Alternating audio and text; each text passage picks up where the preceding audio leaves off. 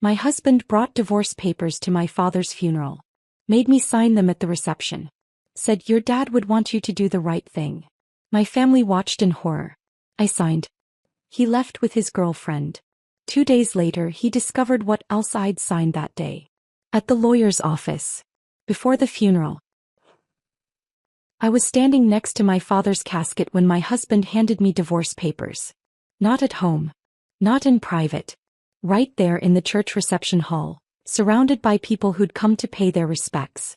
The florals from the service were still fresh. Dad had been dead less than 6 hours. My hands were shaking from signing the guest book, from accepting condolences, from trying to hold myself together. Before we continue, thank you for being here. If you believe in protecting yourself from financial abuse and building real security, please consider subscribing. It's free and helps us reach more women who need this. Now let's see what happened next. Brian walked up with a man in an expensive suit. Jessica, this is my attorney, Derek Phillips. We need you to sign something. I stared at the manila folder in Brian's hands. At his face, composed, almost gentle. At the people around us, Dad's friends and coworkers, starting to notice something was wrong. Now. My voice came out broken. Your dad would want you to do the right thing, Brian said, loud enough for others to hear. Be honest about our marriage. Sign these and we can both move on. The room went silent. My aunt gasped. My father's best friend took a step forward, then stopped. Everyone was watching. Everyone was waiting to see what I'd do. I looked down at the papers Brian was offering. Divorce petition. My name as respondent. His name as petitioner. All the legal language about irreconcilable differences and asset division. You're doing this here? At my father's funeral. I'm doing this now because it needs to be done, he said. Before things get complicated with the estate. Your dad would understand. He'd want you to be practical. Something about the way he said it, the fake sympathy, the manipulation, the timing, made me think about the meeting I'd had that morning. The one Brian didn't know about. The one at the lawyer's office 2 hours before Dad's service. The one where I'd learned everything. Okay, I whispered. I'll sign. But what Brian didn't know was what else I'd signed that day. What I'd learned. What trap my father had set in his final 72 hours of life. He didn't know that the papers I'd signed that morning had already destroyed him.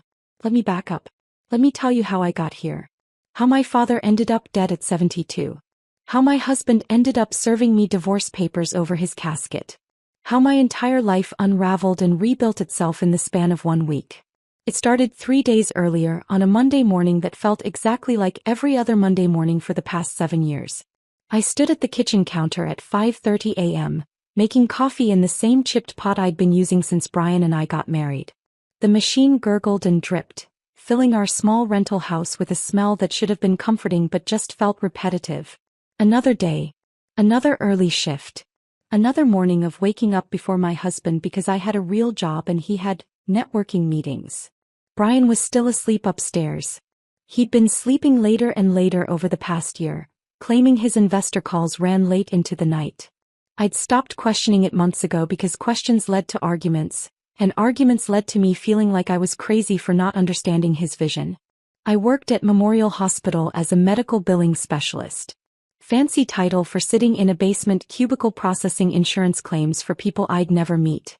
The job paid okay, enough to cover our rent, groceries, utilities, and whatever Brian's latest business venture required. He always had a venture. Always had a pitch. Always had a reason why this one would be different from all the others that had failed. My phone buzzed on the counter. A text from Dad. Breakfast Thursday? Need to talk to you about something. Important. I frowned at the screen. Dad usually texted about breakfast on Saturdays, our standing weekly tradition. Thursday was different. And important wasn't a word Dad used lightly. I typed back, everything okay? 3 dots appeared, then disappeared. Then appeared again. Finally, we'll explain Thursday. 7 a.m. at Pete's. Love you, kiddo. Something about that message made my stomach tighten. Dad was 72, still working as an electrician, still climbing ladders and fixing wiring in buildings across 3 states. I worried about him constantly, especially since Mom had died when I was 16. He was all I had left. Him and Brian, and lately Brian felt more like a stranger than a husband. Brian stumbled downstairs at 6:15, hair messy, wearing the clothes he'd fallen asleep in on the couch last night. Another late networking meeting, he'd said when he came home at midnight. Another opportunity that required his full attention. He kissed my forehead without really looking at me. Morning. Morning. Coffee's ready. Can't. Running late. He grabbed his keys, checked his phone, headed for the door. Late for what? It's 6:15 in the morning. Breakfast meeting with a potential investor. This one's different, Jess. This one's real. I'd heard that exact sentence at least 50 times in 7 years. Brian, we need to talk about some bills. Later. Promise. This meeting could change everything. The door closed behind him. I stood alone in our kitchen holding my coffee, staring at the stack of red-stamped envelopes on the counter I'd been avoiding for weeks. Past due. Final notice. Collections warning. I noticed something then. The cologne. Brian was wearing the expensive cologne he kept in the bathroom cabinet, the one he said was too special for every day. He was wearing it for a 6:30 a.m. breakfast meeting. That detail stuck with me all day. Through my commute to the hospital. Through 8 hours of processing claims in my windowless cubicle between Sharon, who talked constantly about her grandkids, and Lisa, who complained about her deadbeat ex-husband. Through lunch in my car, eating a sandwich I'd packed because we couldn't afford the cafeteria. Around 3 p.m., I opened my personal email to check something for a claim I was processing. That's when I saw it. Subject line: Your Capital Reserve Platinum Card Statement. I'd never heard of Capital Reserve Platinum Card. Never applied for it. Never used it. My hands went cold as I clicked through. Account opened 6 months ago. Current balance: $8,400. Recent charges scrolled down the screen. Restaurants in neighborhoods I'd never been to, a jewelry store, weekend hotel stays. Charges that painted a picture I didn't want to see. All in my name. All using my social security number. Sharon's voice came over the cubicle wall. You okay, honey? You look pale. I closed the laptop, forced my face into something resembling normal. Just tired. You work too hard. You should take a day off. I couldn't afford a day off. Not with Brian's ventures draining our accounts and bills piling up, and now this credit card fraud in my name. During my break, I called the credit card company from my car in the employee parking lot. The representative was professional, unhelpful in that way customer service always was. The account was opened in person at our downtown branch 6 months ago. The application includes your signature and correct security question answers. What security questions? Mother's maiden name, city where you were born, name of your first pet. Brian knew all of those answers. Brian knew everything about me. We'd been married 7 years. I trusted him with every detail of my life. I didn't open this account. I need to dispute the charges. You'll need to file a police report for identity theft first, ma'am. Then we can begin an investigation.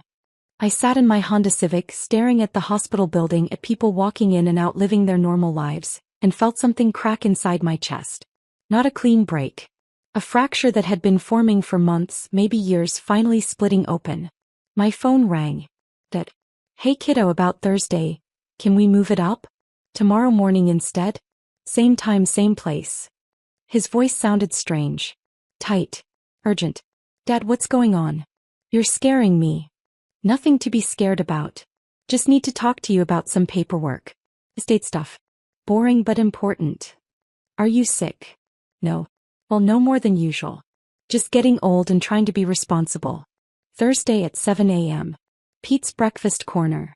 Don't tell Brian. That last part stopped me. Why not? Just don't. Please. Trust me on this.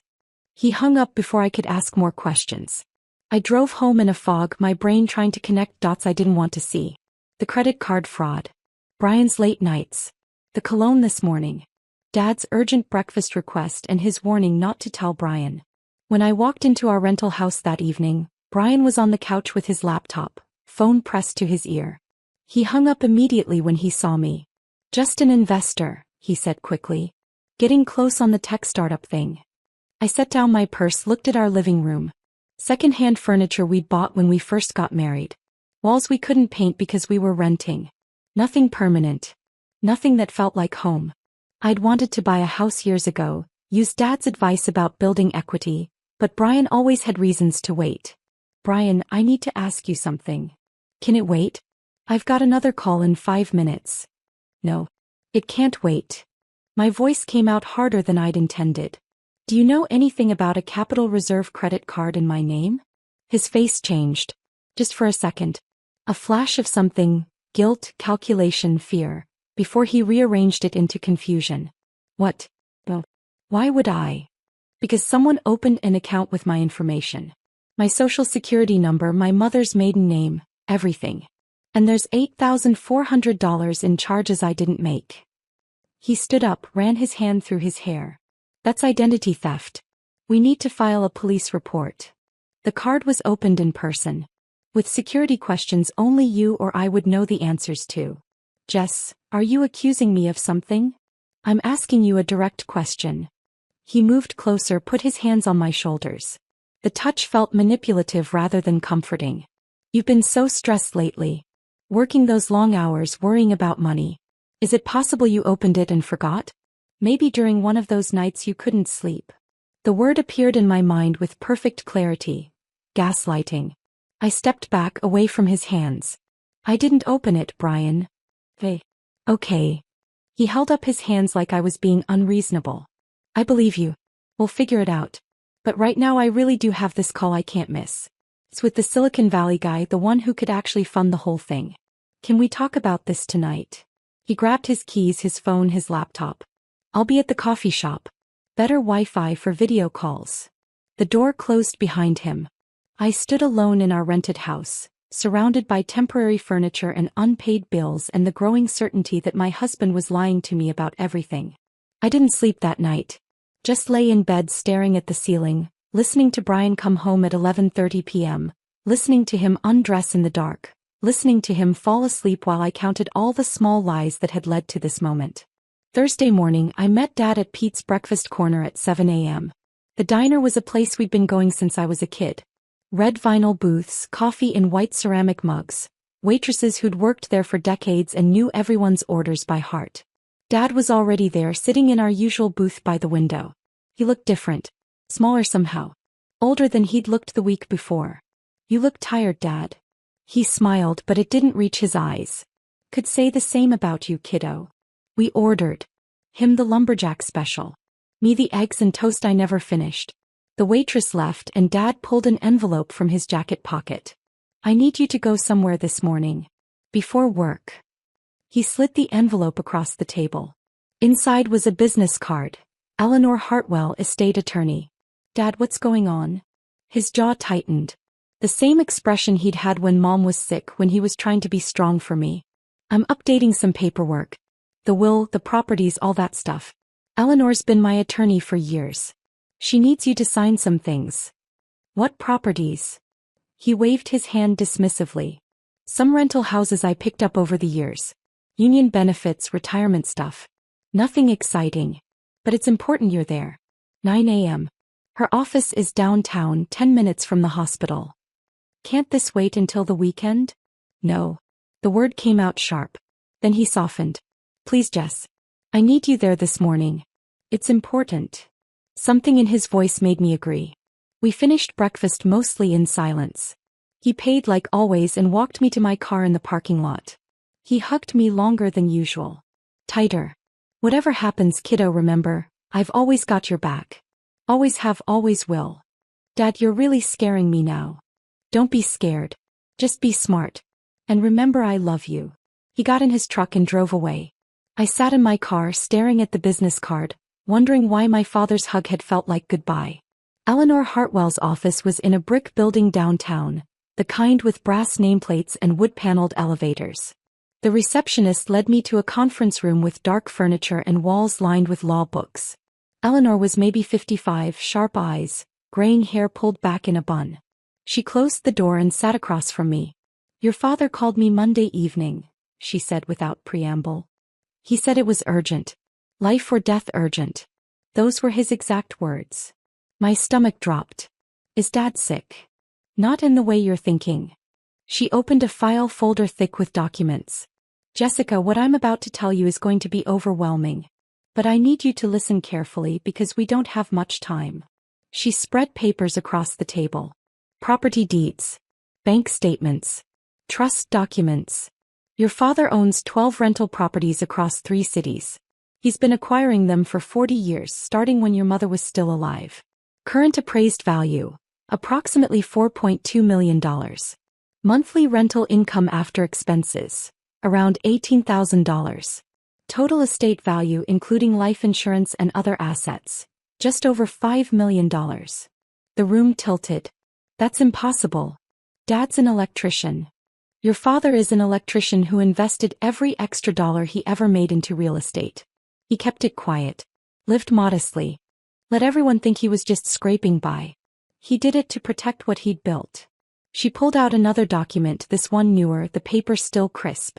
Monday afternoon your father came to this office extremely agitated. He showed me a text message on his phone. A photo of your husband with another woman. The message came from an unknown number. Your father said, and I quote, "That son of a bitch married my daughter for money she doesn't even know exists." The words hit me but didn't quite land. Brian was cheating. Dad had proof. Dad had known before I did. Your father spent Monday, Tuesday, and yesterday in this office, restructuring his entire estate. He created an irrevocable trust with you as sole beneficiary. Everything, all 12 properties, all rental income, life insurance, pension, savings, transferred into a trust that specifically excludes spousal claims under any circumstances. She pushed the documents toward me. As of yesterday at 3 p.m., you became the sole owner of your father's entire estate. The trust structure means even though you're married, Brian has no legal claim to any of it. It's protected from divorce settlements, bankruptcy, creditor claims, lawsuits. Everything. I don't understand. Why the rush? Why this week? Eleanor's expression softened. Because your father knew what was coming. He said Brian would try to serve you divorce papers soon, probably at a moment when you'd be vulnerable and emotional. He said, men like Brian always strike when they think they have the advantage. Your father wanted you protected before that happened. She handed me the final document, a sealed envelope with my name in Dad's handwriting. He made me promise to give you this after explaining the trust. He also recorded video testimony yesterday, documenting his mental capacity and his reasons for the trust structure. He was very thorough, Jessica. Whatever challenges come, this will hold up. My hands shook as I took the envelope. When did he finalize everything? Yesterday. Wednesday at 3 p.m. He signed the last papers, recorded his testimony, paid my retainer from his business account.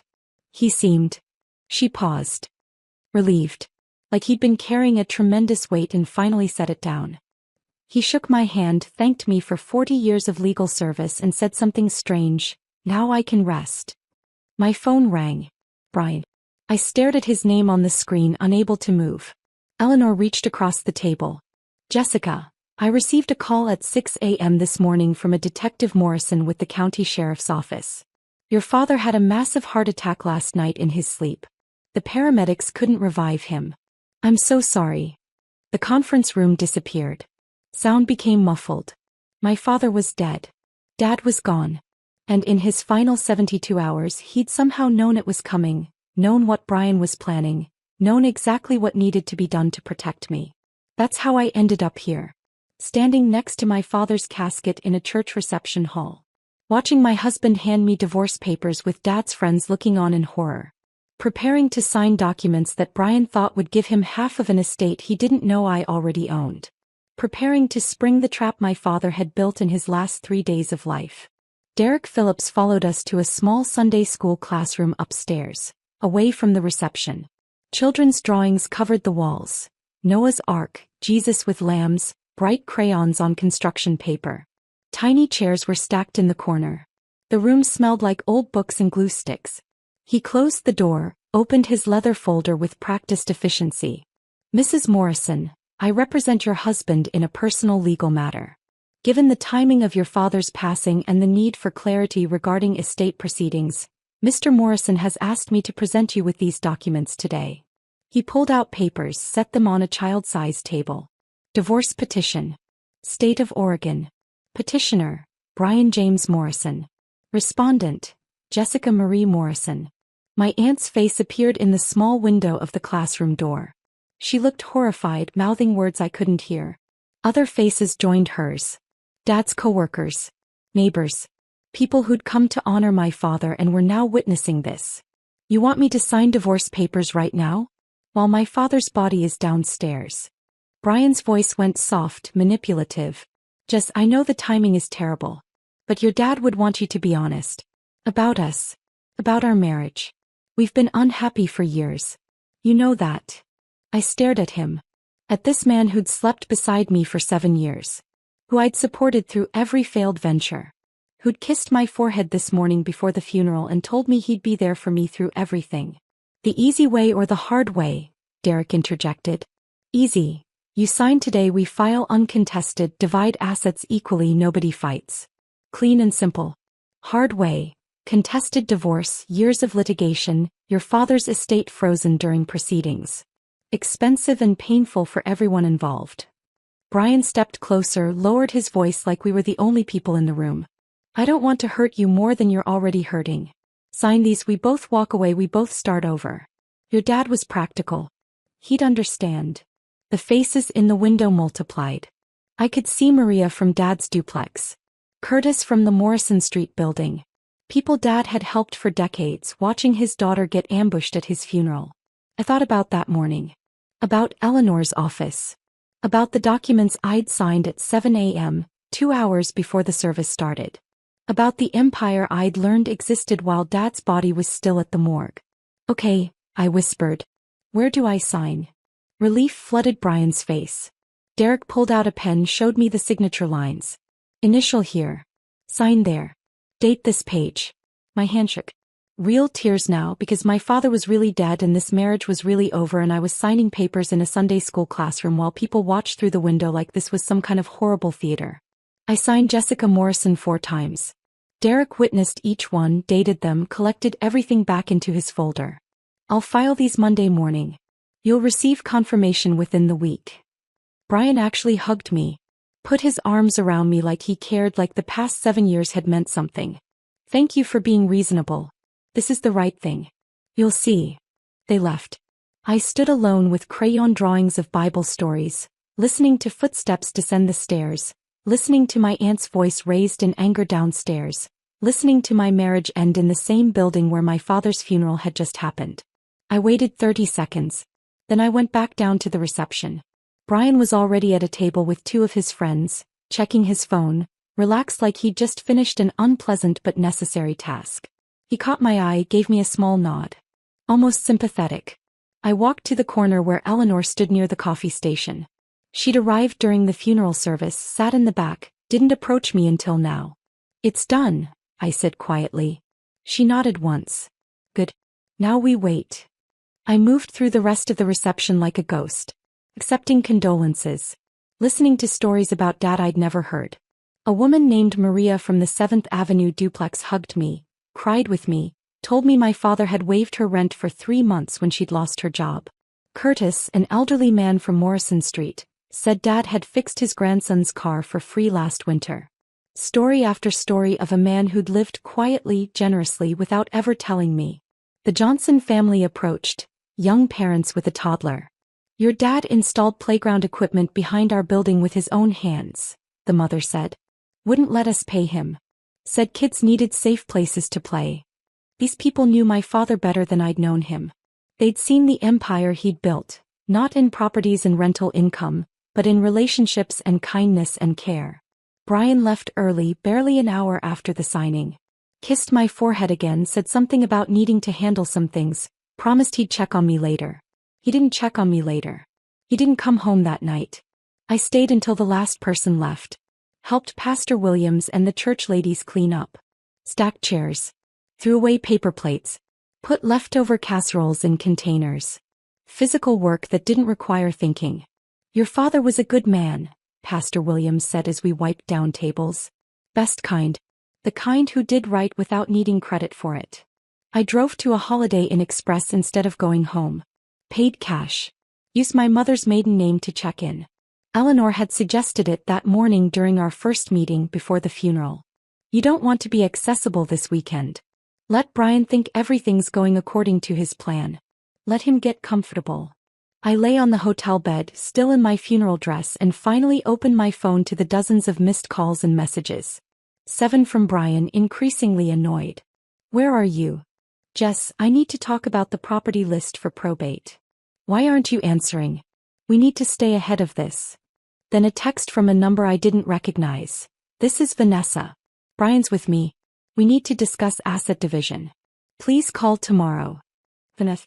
The blonde woman from the photo Eleanor had shown me. The one kissing my husband 2 weeks ago. My phone rang. Eleanor. How are you holding up? I signed the papers. Just like Dad planned. Good. Monday morning, Brian's attorney will file the divorce petition. By Monday afternoon he'll try to access information about your father's estate. That's when he'll discover the trust structure. By Tuesday he'll realize he has no claim to anything. Wednesday at the latest we'll be filing counter-complaints for identity theft and fraud based on those credit cards. Her voice was steady, professional, almost soothing. Jessica, your father built a perfect trap. Every move Brian makes from here tightens it. You just need to stay strong a little longer. I don't feel strong. I feel empty. That's grief. That's normal. But underneath the grief there's something else building. Soon you'll feel it. Freedom. Clarity. Strength you didn't know you had. After we hung up, I pulled out Dad's letter again. Read it for the 5th time since that morning. I'm giving you freedom. Freedom from a man who never deserved you. The postscript caught my attention. The commercial property on 4th Street? That's the one I leased to Brian 3 years ago below market rate, trying to give him a chance. Check with the property management company. I opened my laptop, searched my email for anything about 4th Street. Found an old message from 3 years ago, Dad forwarding me Brian's business plan for an electrical supply store. I'd been so proud of Brian then. Dad was giving him a real opportunity, helping him finally succeed. I pulled up the property management company's website, Riverside Properties. Found their office number. It was Saturday evening, but I called anyway, left a voicemail asking about the 4th Street commercial space and my father's account. They called back 20 minutes later. Weekend emergency line. Ms. Hart? I'm so sorry for your loss. Your father was one of our best clients. Regarding the 4th Street property, are you aware of the ongoing lease violation issues? What issues? The property manager, a woman named Sandra, sighed. Your father leased that space to Brian Morrison 3 years ago at $1,200 monthly when market rate was $2,800. Very generous terms. The lease specified use as an electrical supply retail store. About 18 months ago, we discovered Mr. Morrison had sublet the space to a vape shop without authorization. He was collecting roughly $3,000 monthly from the subtenant while paying your father $1,200 and pocketing the difference. My stomach turned. Your father tried to work with him. Multiple warnings. Payment plans. Second chances. But Mr. Morrison fell 3 months behind on rent, violated the sublease clause repeatedly, and ignored all communication. 6 months ago, your father authorized us to begin eviction proceedings and filed a civil suit for back rent and damages. Total amount owed, $47,000. I sat on the hotel bed, phone pressed to my ear, understanding spreading through me like poison. Has Brian been served with the lawsuit? Not yet. The papers were supposed to be delivered this week, but given your father's passing we held them out of respect. We weren't sure how you wanted to proceed. Proceed exactly as my father instructed. Serve the papers. Continue the eviction. All of it. Are you sure? It's a family matter now. Brian Morrison is not my family. Not anymore. My father made his decision. I'm standing by it. After hanging up, I sat in that generic hotel room with its beige walls and mass-produced art, and felt something shift inside me. Not grief anymore. Not shock. Something colder. Harder. Brian hadn't just cheated on me. He'd stolen from my father. Lied about his business failing when actually he'd been committing fraud. Used Dad's generosity as another revenue stream while crying poverty at home. Dad had known. For 6 months, Dad had known and said nothing to me. Building his case. Documenting everything. Protecting me the only way he knew how. I texted Eleanor, the 4th Street property. Dad leased it to Brian. He's been defrauding Dad for 18 months. There's a lawsuit pending. Can we use this? Her response came immediately. Yes. That's fraud, breach of contract, and evidence of character. Adds weight to everything else. Your father was meticulous, Jessica. Every piece matters. Sunday morning I woke early in that hotel room. Couldn't go home. Couldn't face the house I'd shared with Brian. Instead, I drove to the first property on Eleanor's list. The duplex on 7th Avenue where Maria lived. The building was small but well-maintained. 2 units, flower boxes on the windows, a neat lawn someone clearly cared for. Dad's old truck was still parked in the small lot behind it, work tools visible through the rear window. I sat in my car staring at that truck. The faded Union sticker on the bumper. The toolbox he'd had since before I was born. He'd driven this truck for 18 years. Never replaced it because it still worked. That was Dad. If it works, why change it? Maria came out at 7 a.m., saw me, waved. I got out, met her on the porch. Couldn't sleep, I explained. She nodded, understanding. Come in. Coffee's on. Her duplex was small but loved. Plants everywhere. Photos of grandchildren. A life built in a space my father had provided. I've been here 19 years, Maria said, pouring coffee into mugs with cats on them. Since my divorce. Your father gave me this place when I had 2 kids, no job and nowhere to go.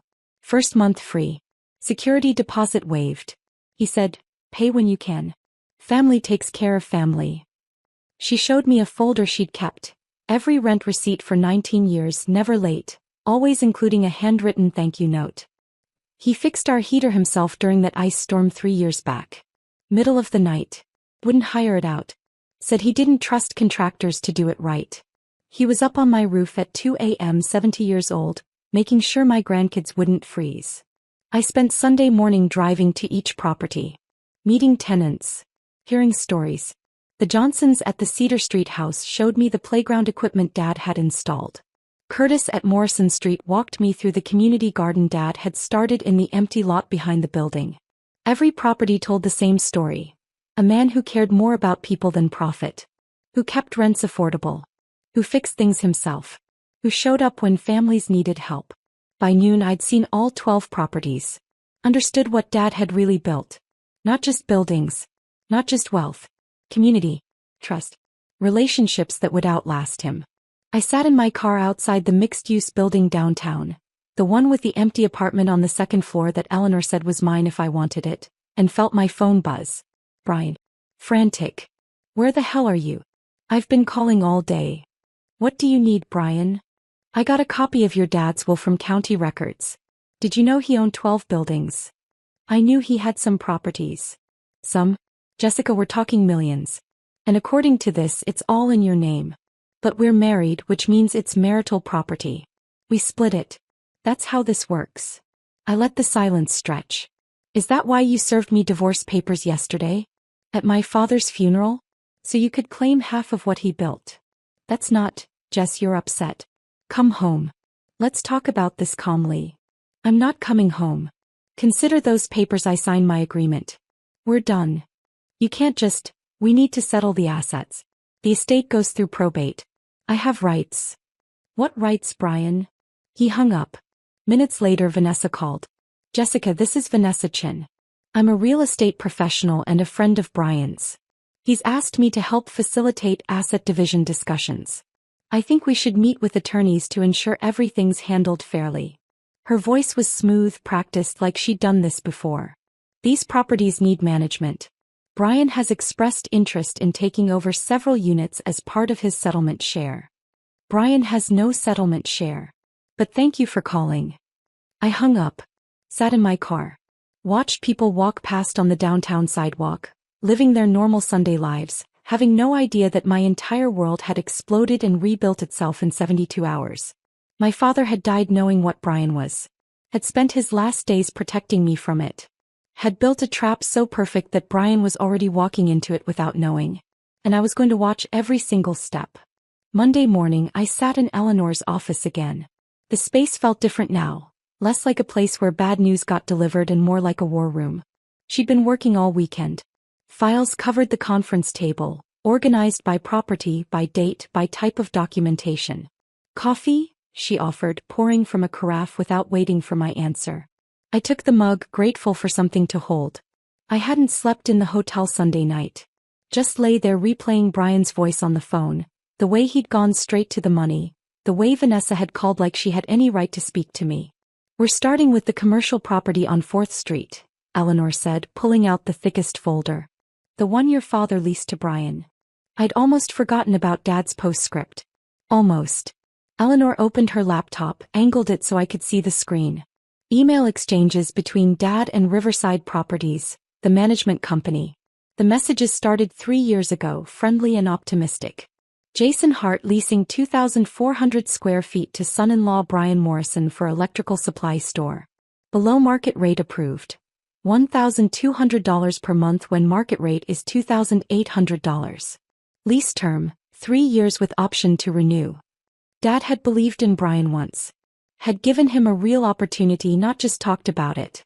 Had cut the rent by more than half to give him a fighting chance.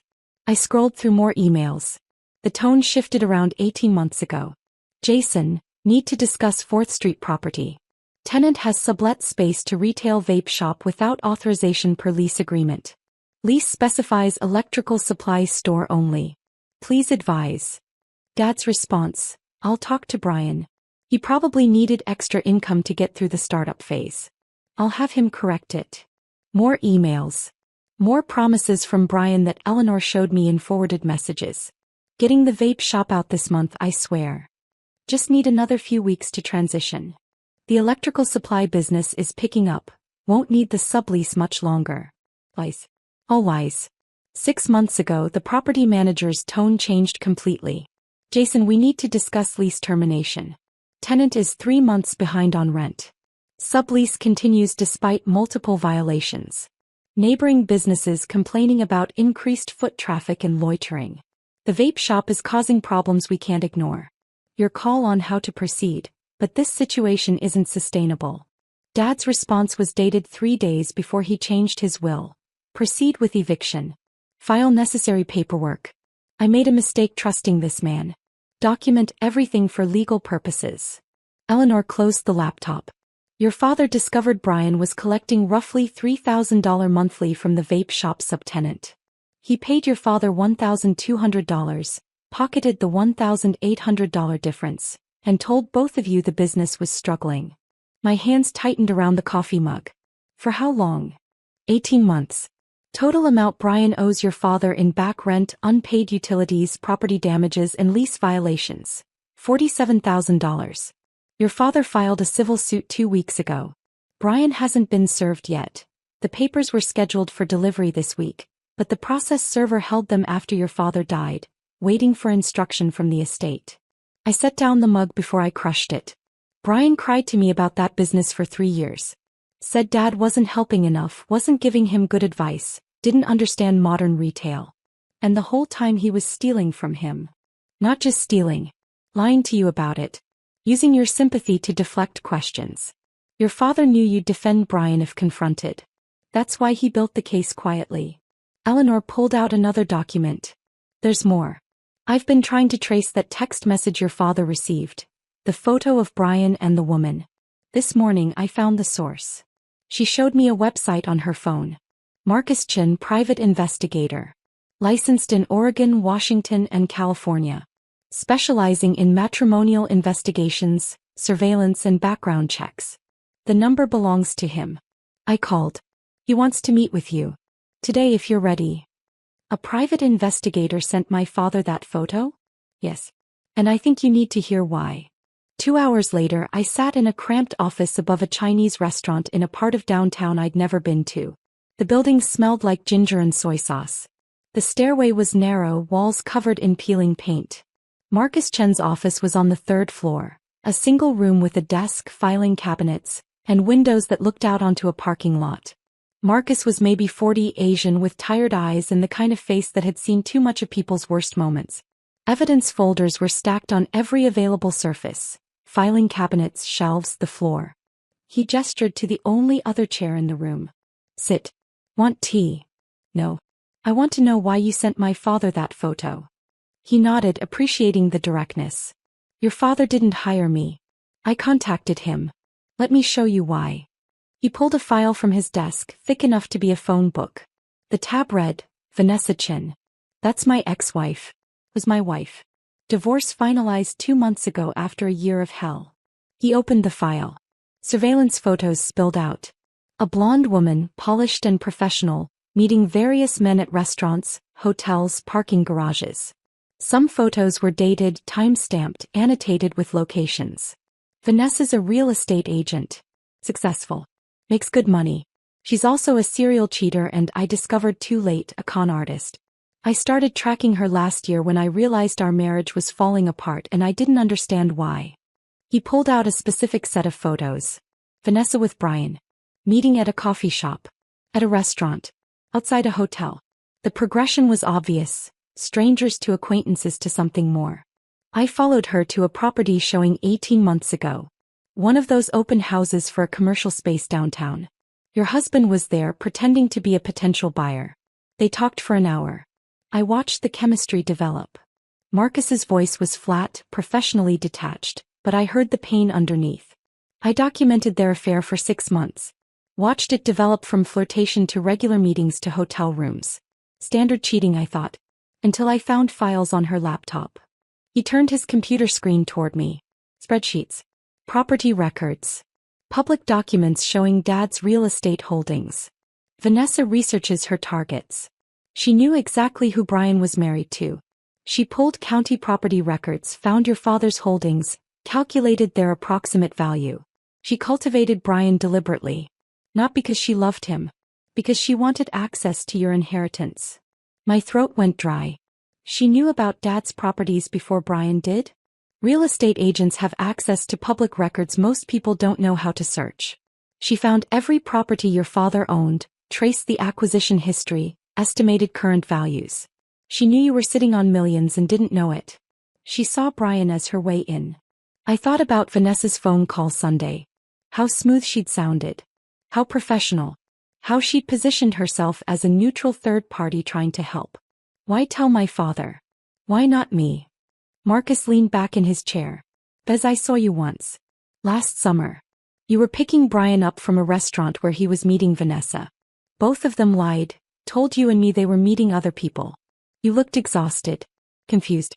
Like you were trying to hold something together that was already broken. You looked exactly how I felt. He pulled out more files. I thought about warning you directly. Showing up, explaining everything. But I've been a PI for 15 years. I've learned that affair victims don't believe strangers. They make excuses. They defend their partners. They need proof from someone they trust. So you sent the photo to Dad. I sent it to your father because parents see clearly when spouses are blind. I hoped he'd talk to you, show you the truth, help you leave before Vanessa and Brian could execute their plan. What plan? Marcus pulled up audio files on his laptop. This is where it gets worse. I installed a recording device in Vanessa's car during our separation.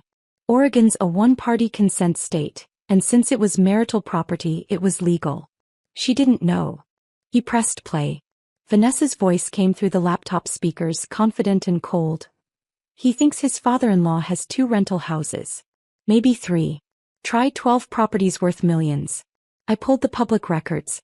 The old man's been buying real estate for 40 years. Smart. Quiet. Built a fortune nobody knows about. Brian's voice, recognizable and nauseating. Jessica said her dad was just an electrician. Union guy, blue collar, nothing special.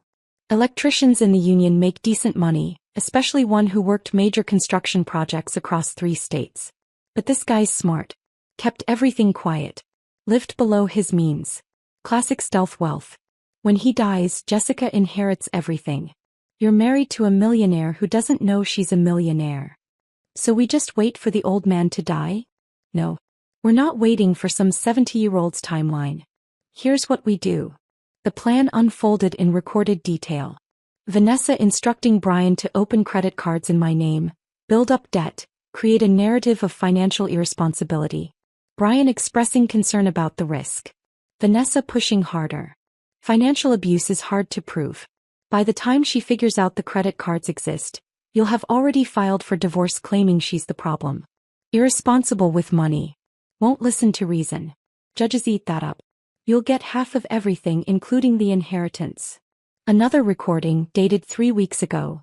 My lawyer says inheritances received during marriage are marital property in Oregon. If we're still married when he dies, you get half automatically. Vanessa's voice again. Then we need to accelerate the timeline. Make the old man die sooner. My blood went cold. Brian's nervous laugh. We're not killing anyone. That's insane. Not murder, genius. Stress. I researched him. Jason Hart has a heart condition. It's in his union medical records, which are semi-public if you know where to look. Men in their 70s with heart conditions don't last long under stress. Make his life harder. Create problems. Family drama. Financial pressure on his daughter. Stress kills old men every day. It's not murder. It's just helping nature along.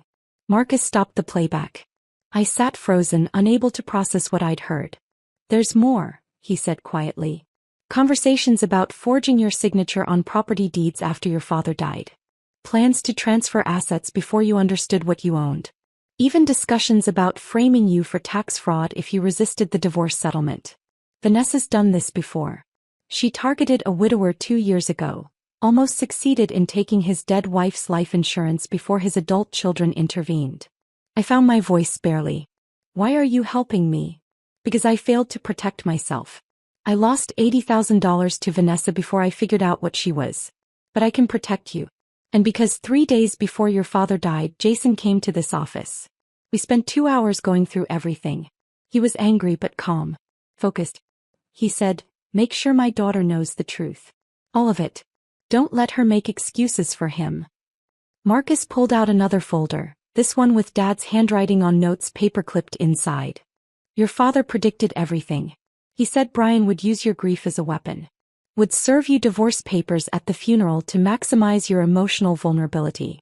Would count on you being too shocked, too polite, too devastated to fight back in public. He showed me documents. Divorce papers pre-filed in my name, dated 3 days before Dad died. Papers that were never submitted. Your father had these prepared as a backup. He was ready to file on your behalf if necessary. But he suspected Brian would move first. He wanted you protected either way. The plan Dad had built was intricate, almost cinematic. He'd anticipated Brian's funeral ambush. Had coached Eleanor on timing, on what to reveal when, on how to let Brian's arrogance lead him into the trap. The trust documents transferred everything to your name Wednesday at 3 p.m., Marcus continued.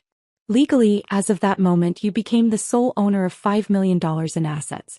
The trust structure means even though you're married, Brian has zero claim. It's protected from divorce, bankruptcy, lawsuits, creditors, everything. He pulled out surveillance photos from the past week. Brian meeting with his attorney Derek Phillips. Brian with Vanessa at a coffee shop reviewing documents. Brian at a print shop, making copies of what were obviously legal papers. He served you at the funeral exactly as your father predicted. Vanessa coached him. She called it poetic justice in one of the recordings. They thought you'd sign anything while grieving. Thought your family would be too horrified to intervene in a public setting. Marcus met my eyes. Your father set a perfect trap. Brian walked right into it. The question now is what happens next. What does happen next? Monday, today, Brian's attorney files the divorce petition. By this afternoon he'll try to access information about your father's estate for asset division. That's when he discovers the trust. By tomorrow he'll realize he has no claim to anything. By Wednesday we'll be filing criminal complaints for identity theft and fraud. And by the end of the week Brian and Vanessa will both be facing charges. I looked at the folders, the recordings, the evidence of 18 months of conspiracy against me. My father did all this in 3 days? No. Your father had been documenting Brian's failures for years. Little things. Financial red flags. Behavioral patterns. The commercial property fraud. He just didn't put the pieces together until I sent that photo Monday. Then everything clicked into place.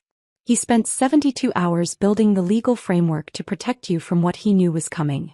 I sat back in that cramped office above the Chinese restaurant, surrounded by evidence of my husband's betrayal, and felt something shift inside me.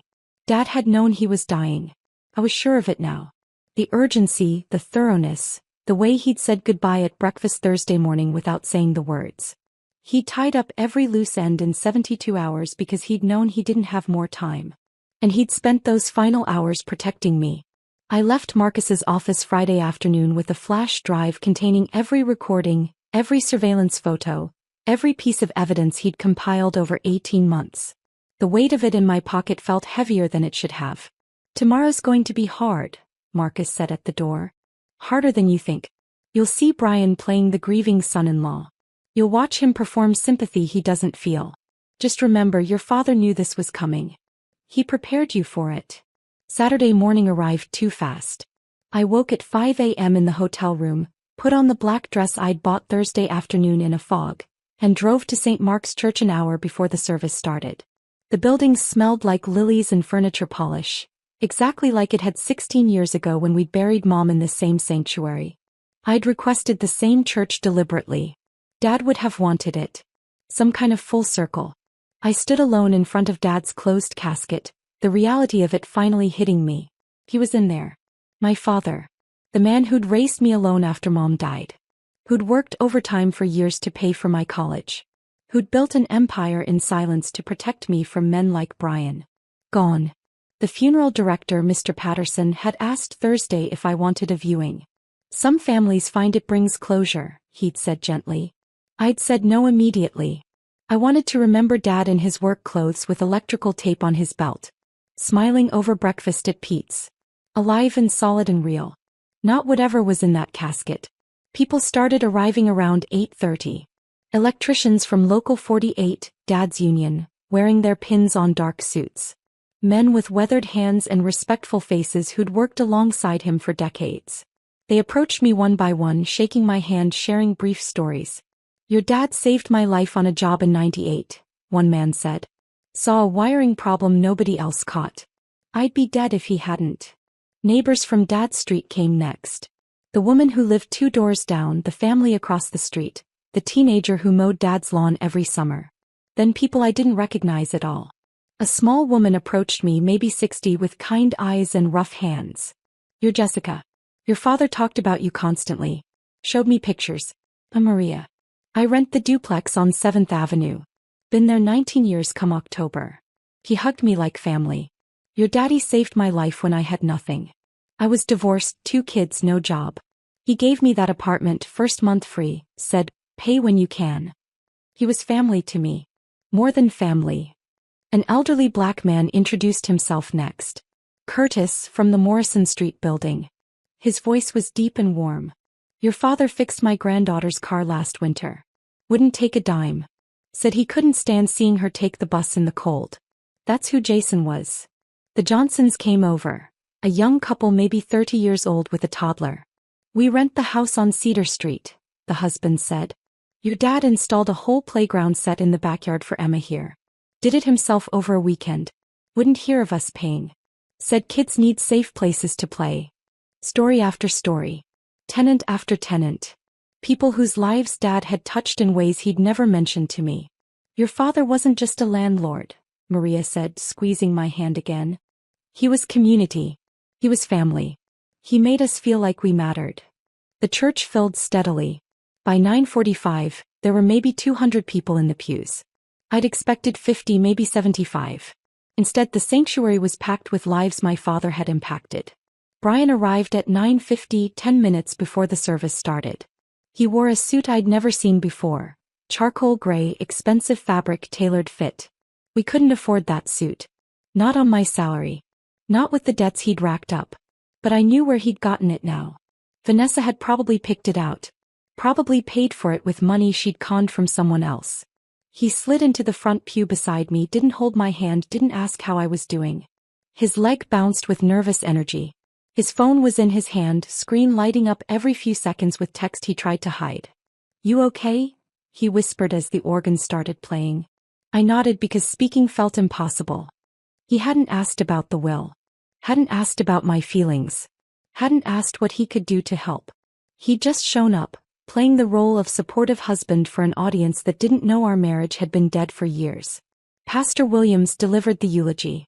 He'd known Dad since I was a kid, had presided over Mom's funeral, had watched our family shrink from 3 to 2. Jason Hart was a man who believed in building things that lasted, Pastor Williams said, his voice carrying to every corner of the sanctuary. Not just buildings, though he built those too. But community, trust, relationships. He believed in taking care of people not because it benefited him but because it was right. He told stories I'd never heard. About Dad quietly paying for a church member's medical bills. About Dad showing up to help rebuild a neighbor's fence after a storm. About Dad mentoring young electricians who struggled with the technical aspects of the trade. Jason worked until the day he died because work gave him purpose. But his real purpose was his daughter.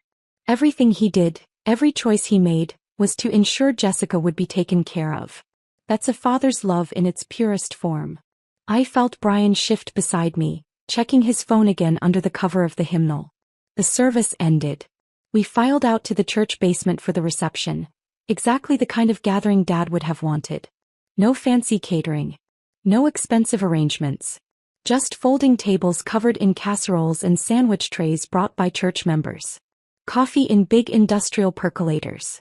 Paper plates and plastic forks. Simple. Practical. I stood near a memory board I'd put together Friday evening. Photos of Dad through the years.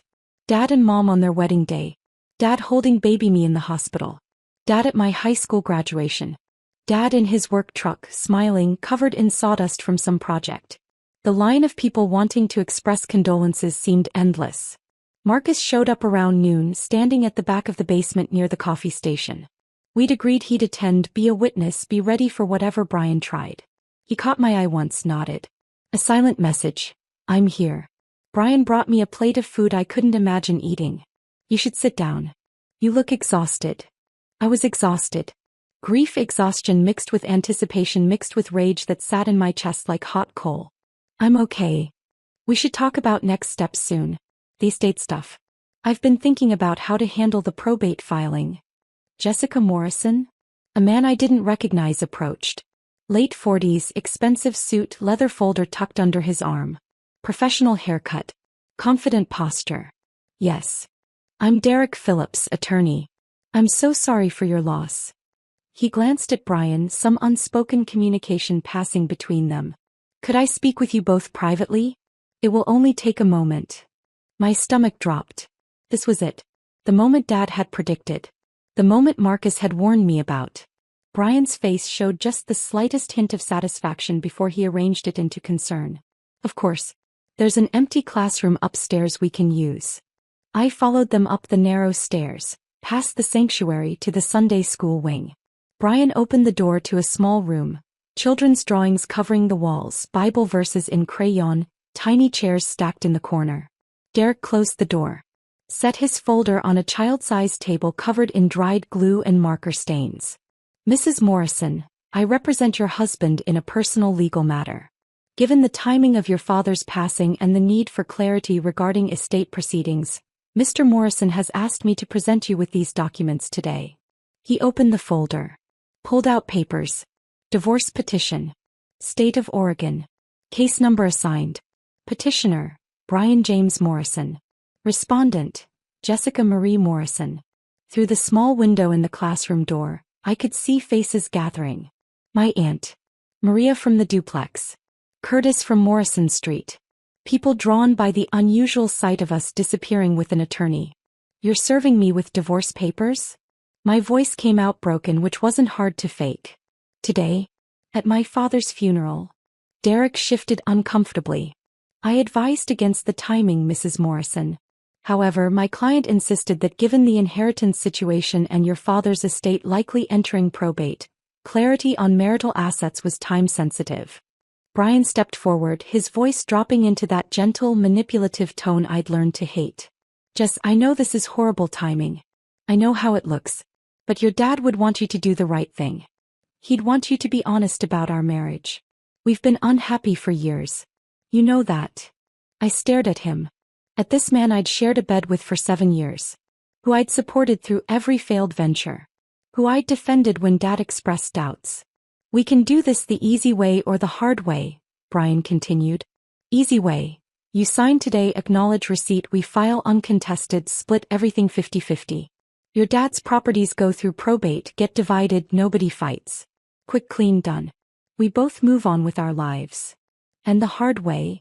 Derek answered, his tone professionally neutral. Contested divorce. Years of litigation. Legal fees mounting on both sides. Your father's estate frozen during proceedings, costing money in attorney fees and court costs. Painful for everyone involved. Brian moved closer, put his hand on my shoulder. Through the door window, I saw my aunt's face go pale with shock. I don't want to make this harder than it already is, Brian said. I don't want to hurt you more than you're already hurting. Sign the papers now. Grieve your dad without this hanging over you. Deal with the legal details later when you're thinking more clearly. I promise I'll make this as painless as possible. The eagerness in his voice was barely hidden under the fake compassion. He thought he was winning. Thought he'd timed this perfectly. Thought I'd sign anything while grief-stricken and surrounded by witnesses who'd pressure me not to make a scene. I thought about Dad's letter. About Marcus's recordings. About Vanessa's voice on that audio file saying, "Make the old man die sooner." "Okay," I whispered. "Where do I sign?" Brian's relief was visible. His shoulders relaxed. A small smile touched his lips before he caught himself. Derek laid the papers out on the tiny table, showed me signature lines. Initial here, here, and here. Sign at the bottom. Date this page. My hand shook as I picked up the pen. Real tears now, because my father really was dead and this marriage really was over, and I was standing in a Sunday school classroom signing divorce papers while children's drawings of Noah's Ark looked down at me. I signed Jessica Morrison 4 times. Derek witnessed each signature, added his own name, dated everything with careful precision. "I'll file these Monday morning first thing," he said, collecting papers back into his folder. "You'll receive official confirmation within 7 to 10 business days. If you have questions, your attorney can contact my office." Brian actually hugged me, pulled me against his chest like he cared. Like the past 7 years had meant something. Like he was sad this was ending. "Thank you for being reasonable," he said into my hair. "This is the right thing. We'll both be happier this way." They left the room. I stood alone with crayon drawings of Bible stories and the smell of old glue, counting to 30 in my head. Then I returned to the reception. Brian was already at a table with 2 of his friends, his body language relaxed, phone out, typing away. Probably texting Vanessa. Probably celebrating. I walked to Marcus, who'd watched everything from his position by the coffee. "It's done," I said quietly. He nodded. Phase 1 complete. Now we wait. Eleanor had arrived during the service, sitting in the back. She caught my eye from across the room. A small nod. He understood. The trap was set. The prey had walked right in. Now we waited for him to realize the jaws were closing. I returned to accepting condolences, playing my role. The grieving daughter. The soon-to-be divorced wife. The woman who'd just signed papers at her father's funeral because she was too emotionally destroyed to fight. Maria hugged me tight. "Your father loved you so much, honey. Whatever you're going through, you're not alone. We're here. All of us. Jason's family takes care of each other." Curtis nodded, his voice firm. "Your daddy took care of us for decades. Now we take care of his daughter. That's how this works. That's what family means." I cried again, real tears, because these strangers, these tenants I'd just met, were offering more genuine support than my husband had in years. Brian left the reception at 2 p.m., barely 90 minutes after serving me divorce papers. He kissed my forehead like we were still married, like nothing had changed. "I've got some things to handle. Take your time here. I'll check on you later." He didn't check on me later. He didn't come home that night. He disappeared into whatever life he was building with Vanessa, thinking he'd just secured his claim to millions. I stayed until the last person left. Helped the church ladies clean up. Stacked chairs. Collected casserole dishes to return to their owners. Swept floors. Physical work that didn't require thinking. Pastor Williams walked me to my car as the sun set, the sky turning orange and purple over the church parking lot.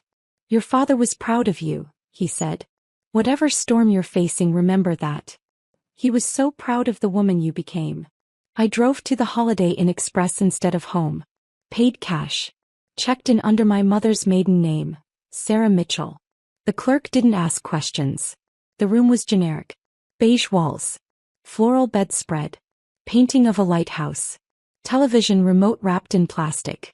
I lay on the bed, still in my funeral dress, and finally checked my phone. 7 missed calls from Brian. 3 voicemails, his tone shifting from concerned to irritated to angry. Jess, where are you? Call me back. I need to talk to you about the property list for probate. Where are you? Why aren't you answering? We need to get ahead of this before things get complicated. Call me. Then at 9 p.m. a text from an unknown number. This is Vanessa. Brian's with me. We need to discuss asset division. Please call tomorrow so we can handle this professionally. My phone rang. Eleanor. How are you holding up? I signed. Just like Dad planned. Good. Monday morning, Derek Phillips files the divorce petition with the county. By Monday afternoon he'll start discovery process, requesting estate information. That's when he contacts me as the estate attorney. That's when Brian discovers the trust. Her voice was steady, almost soothing. By Tuesday Brian realizes he has no claim to anything. By Wednesday we're filing countercomplaints for identity theft and fraud. Marcus submits his evidence to the district attorney Monday morning. The recordings, the surveillance, the conspiracy documentation. All of it. She paused. Jessica, your father built a perfect trap. Every move Brian makes from here tightens it. I closed my eyes. I don't feel victorious. I feel empty. That's grief. That's normal. That's human. But underneath the grief there's something building. Soon you'll feel it. Clarity. Strength. Freedom. After we hung up I opened Dad's letter one more time, reading it in the harsh fluorescent light of the hotel room. Life big. Life happy. Live free. Tomorrow was Sunday. Monday the trap would spring. But tonight I was just a daughter who'd lost her father. Who'd signed away a marriage that had died years ago. Who was hiding in a hotel room because going home felt impossible. I set my alarm for 6 a.m. There was somewhere I needed to be before everything exploded. Sunday morning I woke at 5:30 a.m. without needing the alarm. The hotel room was dark, silent except for the hum of the air conditioning unit. I dressed in jeans and a sweater, grabbed Dad's old electrician's jacket from my car, the one with Local 48 embroidered on the back that I'd kept meaning to return to him, and drove through empty streets to 7th Avenue. The duplex where Maria lived looked different in the early morning light. Peaceful. Well-maintained flower boxes on the windows, lawn recently mowed, paint fresh even though the building was decades old. Dad's truck sat in the small parking lot behind the building, right where he'd left it Thursday morning before his heart attack. I parked next to it, stared at the faded Union sticker on the bumper, the toolbox visible through the rear window. He'd driven this truck for 18 years, maybe longer. Never replaced it because it still worked fine. If it works, why change it? He'd say whenever I suggested getting something newer, safer. That was Dad. Practical to the point of stubbornness. Maria came out at 7 a.m., probably heading to work. She saw my car, saw me sitting there, and immediately changed direction toward me instead of her own vehicle. Jessica? Honey, what are you doing here? I got out, pulled Dad's jacket tighter against the morning chill. Couldn't sleep. Didn't want to be alone. I hope that's okay. Her face softened with understanding. Come inside. I'll make coffee. Her duplex was small but clearly loved. Plants covered every available surface. Windowsills, shelves, hanging baskets. Photos of grandchildren lined the mantel. A crocheted blanket draped over the couch. A life built in a space my father had provided. I've been here since my divorce, Maria said, filling a kettle at the sink. 22 years old with 2 babies and nowhere to go. My ex took everything in the split. The house, the car, the savings. Left me with nothing but child support he never paid. He pulled out mugs with cats on them. Your father showed me this place on a Tuesday afternoon. I told him I couldn't afford first month, last month, and deposit. He said, how about you just pay when you can? Family takes care of family. I cried right there during the showing. Maria opened a drawer, pulled out a folder. Inside were 19 years of rent receipts, organized by year, each one including a handwritten thank you note. Never missed a payment once I got on my feet, she said. Your daddy wouldn't raise the rent even when the neighborhood got expensive. Said he didn't buy properties to get rich, he bought them to help people build lives. He fixed our heater himself during that ice storm 3 years back. Middle of the night, 70 years old, up on the roof making sure my grandbabies wouldn't freeze. I sipped the coffee, barely tasting it. He never told me any of this. Your daddy wasn't the bragging type. I spent Sunday morning driving to each property on Eleanor's list. Meeting tenants. Hearing stories. seeing what Dad had actually built beyond the dollar amounts and property deeds.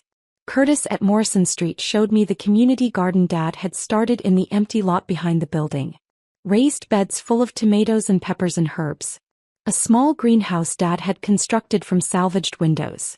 Lot was just weeds and trash when your father bought this place, Curtis explained, walking me through rows of vegetables. He said, food brings people together. Organized the whole thing. Got everyone involved. Now we grow enough to feed half the building and donate extras to the food bank. The Johnsons at Cedar Street had a toddler who immediately ran to show me the playground equipment in the backyard. Swings, a slide, monkey bars, all installed by Dad himself over a weekend. We offered to pay, Mrs. Johnson said, watching her daughter play. Your father refused. Said every kid deserves a safe place to be a kid. He wouldn't even let us buy the materials. Did it all himself. By noon I'd visited all 12 properties. Each one told the same story. A man who cared more about people than profit. Who kept rents affordable. Who fixed things himself. Who built community. Are we going to lose our homes? Maria had asked before I left her duplex. With your father gone, will someone sell these buildings? No, I told her firmly. Nothing changes. Everything stays exactly as Dad wanted. I didn't tell her I was now their landlord. That I owned these buildings, these addresses, this legacy. They'd find out soon enough. The last stop was 4th Street. The commercial property Dad had leased to Brian. The windows were dark, a for lease sign prominently displayed. The vape shop Brian had sublet to was gone, evicted weeks ago according to the timeline Eleanor had shown me. I sat in my car in that parking lot, staring at the empty storefront. Dad had given Brian this opportunity. Cut the rent by more than half. Believed in him when he'd had no reason to. And Brian had stolen from him. Lied to him. Used his generosity as another revenue stream while crying poverty at home. Whatever sympathy I'd been holding onto snapped in that moment. My phone rang at 2 p.m. Brian, his voice frantic and angry. Where the hell are you? I've been calling all day. At a coffee shop. Why? We need to talk. No. This is important. About what? His voice shifted, forcing calm. About the properties. I pulled your dad's will from county records. Did you know he owned 12 buildings? I knew he had some rental properties. Some? Jessica, we're talking about millions of dollars. And according to the will, it's all in your name. But we're married, which means... Which means what, Brian? Silence stretched. Then, which means it's marital property. We split it 50-50. That's how community property laws work in Oregon. I let the pause lengthen, listening to his breathing on the other end of the line. Is that why you served me divorce papers yesterday? At my father's funeral? So you could claim half of what he built. That's not, Jess, you're upset. You're not thinking clearly. Let's talk about this calmly. Come home so we can discuss this like adults. I'm not coming home. What do you mean you're not coming home? I mean I'm not living with you anymore. The divorce papers you made me sign? Consider them my agreement. We're done, Brian. Completely done. His voice rose, panic creeping in. You can't just... We need to settle the asset division. Your father's estate has to go through probate. I have rights as your spouse. I have legal claims. What rights, Brian? What claims? He hung up abruptly. 5 minutes later my phone rang again. Unknown number. I answered. Jessica, this is Vanessa Chin. I'm a real estate professional and a friend of Brian's. Her voice was smooth, practiced like she'd done this kind of call 1,000 times. Brian's asked me to help facilitate discussions about property division. I think we should meet, perhaps with attorneys present, to ensure everything is handled fairly and professionally. I almost laughed. Is that right? I understand you're grieving. This is a difficult time. But financial matters can't wait indefinitely. These properties need proper management. Brian has expressed interest in taking over several units as part of his settlement share. Given his background, Brian has no settlement share. He has no claim to my father's estate. But thank you for the offer. I'm sorry, I don't think you understand the legal. I hung up. 30 seconds later Marcus called. They're rattled. Vanessa just called her attorney. I'm still monitoring her phone per the divorce discovery. She's trying to figure out how to claim the properties before you secure them. She used those exact words. She doesn't know about the trust yet. When will they find out? Brian's attorney will file the divorce petition tomorrow morning first thing. Standard procedure includes checking for marital assets, which means contacting the estate attorney of record. Eleanor's name is on every single property deed as the attorney who handled the transactions. Derek Phillips will call her by noon tomorrow. Maybe sooner. And then the trap snaps shut. Monday morning arrived cold and gray. I checked out of the hotel at 8 a.m., drove to Eleanor's office and found it already full of people. Eleanor sat at the head of the conference table. Marcus stood near the window. And a woman I didn't recognize occupied the chair beside Eleanor. 35, sharp eyes, expensive but practical suit. Jessica, this is Amanda Pierce, Eleanor said. She's a prosecutor with the district attorney's white-collar crime division. Marcus submitted his evidence early this morning. She has questions. Amanda shook my hand, her grip firm. Ms. Morrison, I've reviewed the surveillance recordings and financial documents Mr. Chen provided. The evidence suggests your husband and Vanessa Chen conspired to defraud you through identity theft, credit fraud, and potential exploitation of inheritance. I need to take your formal statement. I spent 2 hours recounting everything. The credit cards I'd never opened. Brian's lies about business ventures. The sublease fraud at 4th Street. The funeral papers. The conspiracy Marcus had recorded. Amanda took notes on a laptop, asked clarifying questions, occasionally stopped to verify details with Marcus. The identity theft alone is prosecutable, she said finally. Multiple counts given the number of fraudulent accounts. The conspiracy elements make it significantly more serious. If we can prove they discussed accelerating your father's death, even through creating stress, that crosses into territory that could carry major charges. What happens now? We open a formal criminal investigation. Subpoena financial records from the credit card companies. Interview witnesses. Build the case methodically. This takes time, but the evidence Mr. Chen provided is unusually strong. Recorded conversations of the defendants discussing the crime in detail. That's rare. Eleanor's phone rang at 11:30 a.m. She glanced at the caller ID, smiled slightly. Right on schedule. Derek Phillips, Brian's divorce attorney. She put it on speaker. Eleanor Hartwell. Ms. Hartwell, Derek Phillips here. I represent Brian Morrison in a divorce matter involving your client Jessica Morrison. I'm calling regarding asset disclosure. County records show you as attorney of record for several properties owned by Mrs. Morrison's late father, Jason Hart. We need complete documentation for marital asset division purposes. Those properties are not marital assets, Mr. Phillips. With all due respect, Ms. Hartwell, anything inherited during marriage is subject to division under Oregon community property law. Not when held in an irrevocable trust established prior to the decedent's death with specific exclusions for spousal claims, Mr. Phillips. Jason Hart created a comprehensive trust structure transferring all assets to his daughter 3 days before his death. The trust documents explicitly state that under no circumstances can a spouse claim any portion of the corpus, income, appreciation, or associated benefits. I'll email you the relevant sections within the hour. Silence on the line. Long enough that I thought he'd hung up. Then, that's highly unusual timing. It's also entirely legal and ironclad. Your client has no claim to any property, rental income, or associated assets. Furthermore, I should inform you that as of this morning, Ms. Morrison has filed countercomplaints regarding identity theft, fraud, and financial abuse during the marriage. The district attorney's office has opened a criminal investigation. You might want to discuss all of this with your client before proceeding further. The line went dead. Eleanor hung up, looked at me with something close to satisfaction. That's phase 2. Now we wait for the panic. Brian showed up at Eleanor's office at 2 p.m. unannounced, demanding to see me. Building security stopped him in the lobby.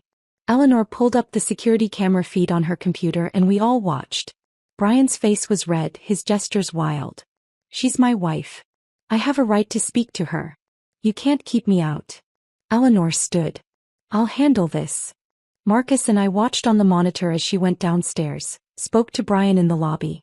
We couldn't hear the audio, but the body language told the story. Brian pointing, shouting. Eleanor standing perfectly still, perfectly calm. Security guards flanking her, ready to intervene. She came back upstairs 5 minutes later.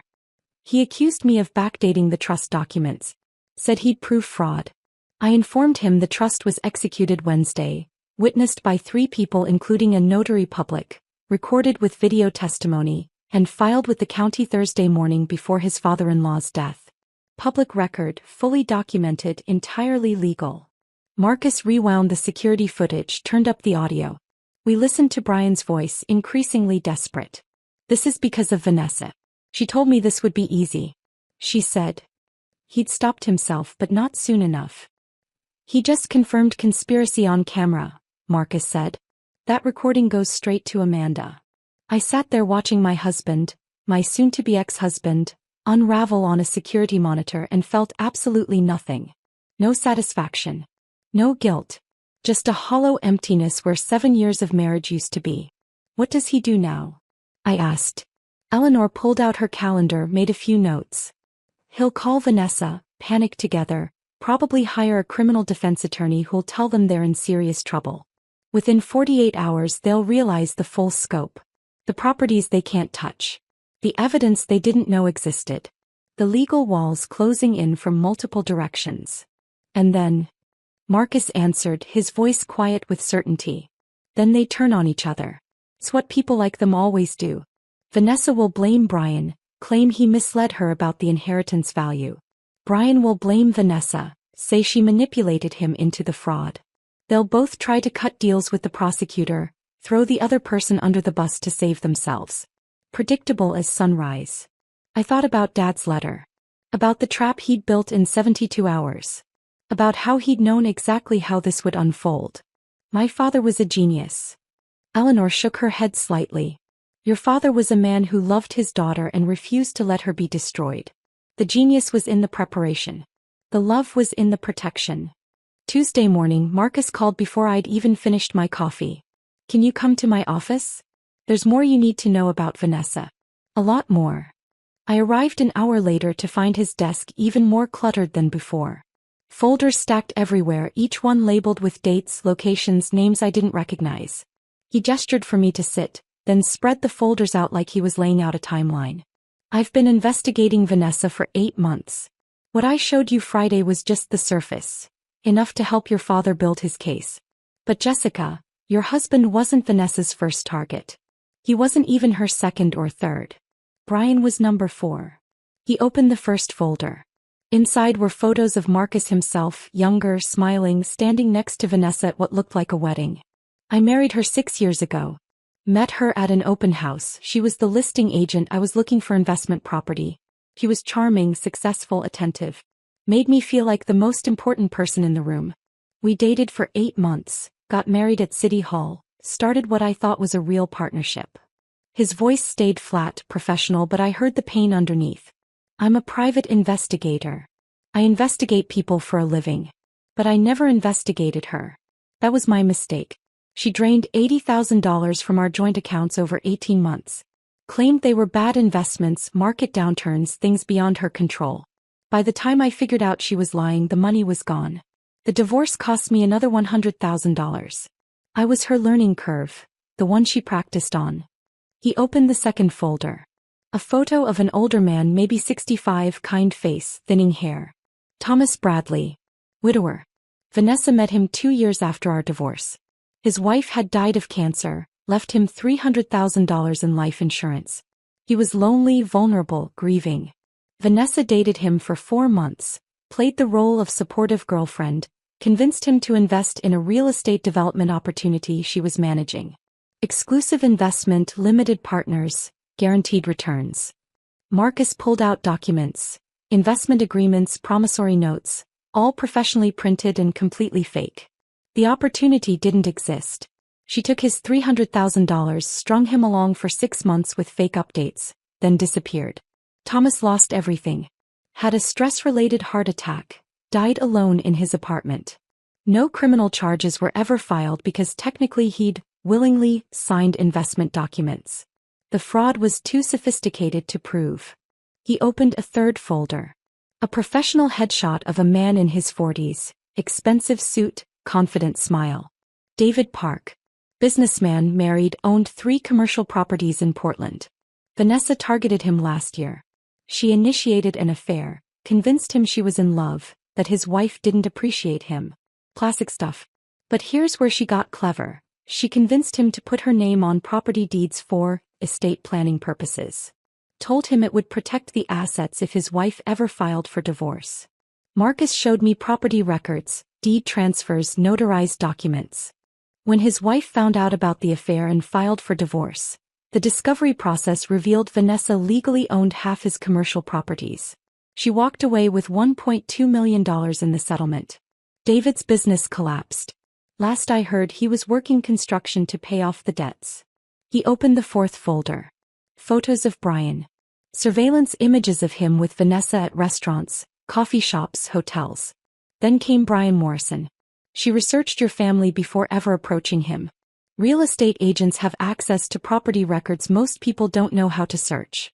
She pulled your father's holdings, traced acquisition dates, estimated current values. She knew you were sitting on millions before Brian did. Before you did. Marcus pulled up a timeline on his laptop, color-coded entries showing Vanessa's movements over 18 months. She cultivated Brian deliberately. Showed up at the same coffee shop he frequented. Randomly, attended the same networking events. Made it seem like fate.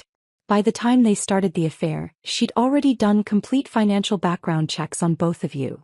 I stared at the folders, the pattern sickeningly clear. Why hasn't she been arrested? For victims, millions stolen, and she's just walking around free. Because she's careful. Everything looks consensual. Bad investments that victims agreed to. Estate planning that victims requested. Relationship drama that's messy but not illegal. By the time victims realize what happened, she's moved on to the next target. Evidence is scattered. Jurisdictions don't talk to each other. And men like Thomas and David were too embarrassed to push for prosecution. He pulled out the thickest folder, this one with my name on the tab. But the recordings I've collected over the past 3 months change everything. They document Vanessa planning crimes before committing them. Instructing Brian on how to commit identity theft. Discussing ways to accelerate your father's death through stress. Bragging about previous victims. It's all there in her own words. You recorded her for months? I had to. She destroyed my life, destroyed 3 other men that I know of, probably more I haven't found yet. When I saw her with Brian, saw the pattern starting again, I knew I had to act. I couldn't let her destroy another family. His voice cracked slightly for the first time. Sending that photo to your father was my Hail Mary. I didn't know if he'd respond, if he'd believe it, if he'd do anything about it. I definitely didn't know he'd move so fast, build such a comprehensive legal defense in 72 hours. But I'm glad he did. He saved you from something that would have destroyed you. Amanda Pierce arrived at Marcus's office around 11 a.m. with news that made the situation even more twisted. We subpoenaed Vanessa Chen's medical records this morning as part of the fraud investigation, she said, opening her laptop. Jessica, there's something you need to know. Something Brian definitely doesn't know. She turned the screen toward me. Medical records from a gynecologist's office. Vanessa claimed to Brian she was 8 weeks pregnant. That was the pressure point. The reason he needed to leave you immediately, serve the divorce papers, secure his share of your inheritance before the baby arrived. Brian mentioned it to his attorney mentioned it in a preliminary filing. That's how we knew to look. Amanda scrolled through the records. According to her gynecologist's files, Vanessa had a bilateral tubal ligation 4 years ago.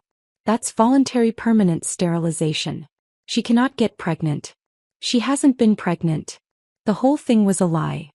The room tilted slightly. She lied about being pregnant to manipulate Brian into moving faster? Exactly. Create urgency, make him feel responsible, force him to act before thinking clearly. Marcus found evidence she did the same thing to David Park. Claimed pregnancy, pushed for marriage, created a timeline that pressured him into decisions he wouldn't have made otherwise. By the time the truth came out, she'd already secured the property deeds. Marcus leaned forward. It's psychological manipulation. Pregnancy creates emotional bonds, makes men feel protective, overrides rational decision-making. She uses it like a weapon. Amanda continued scrolling. There's more. We ran a comprehensive background check. Vanessa's divorce from Marcus was finalized 2 years ago, but she remarried 8 months ago. A man named Stephen Walsh in Las Vegas. Real estate developer, recently widowed, owns multiple properties in Nevada. She's still legally married to him. She's married. The information kept getting worse. Does Stephen Walsh know about Brian? We contacted him this morning. He had no idea. Thought his wife was on business trips when she was actually in Oregon with your husband.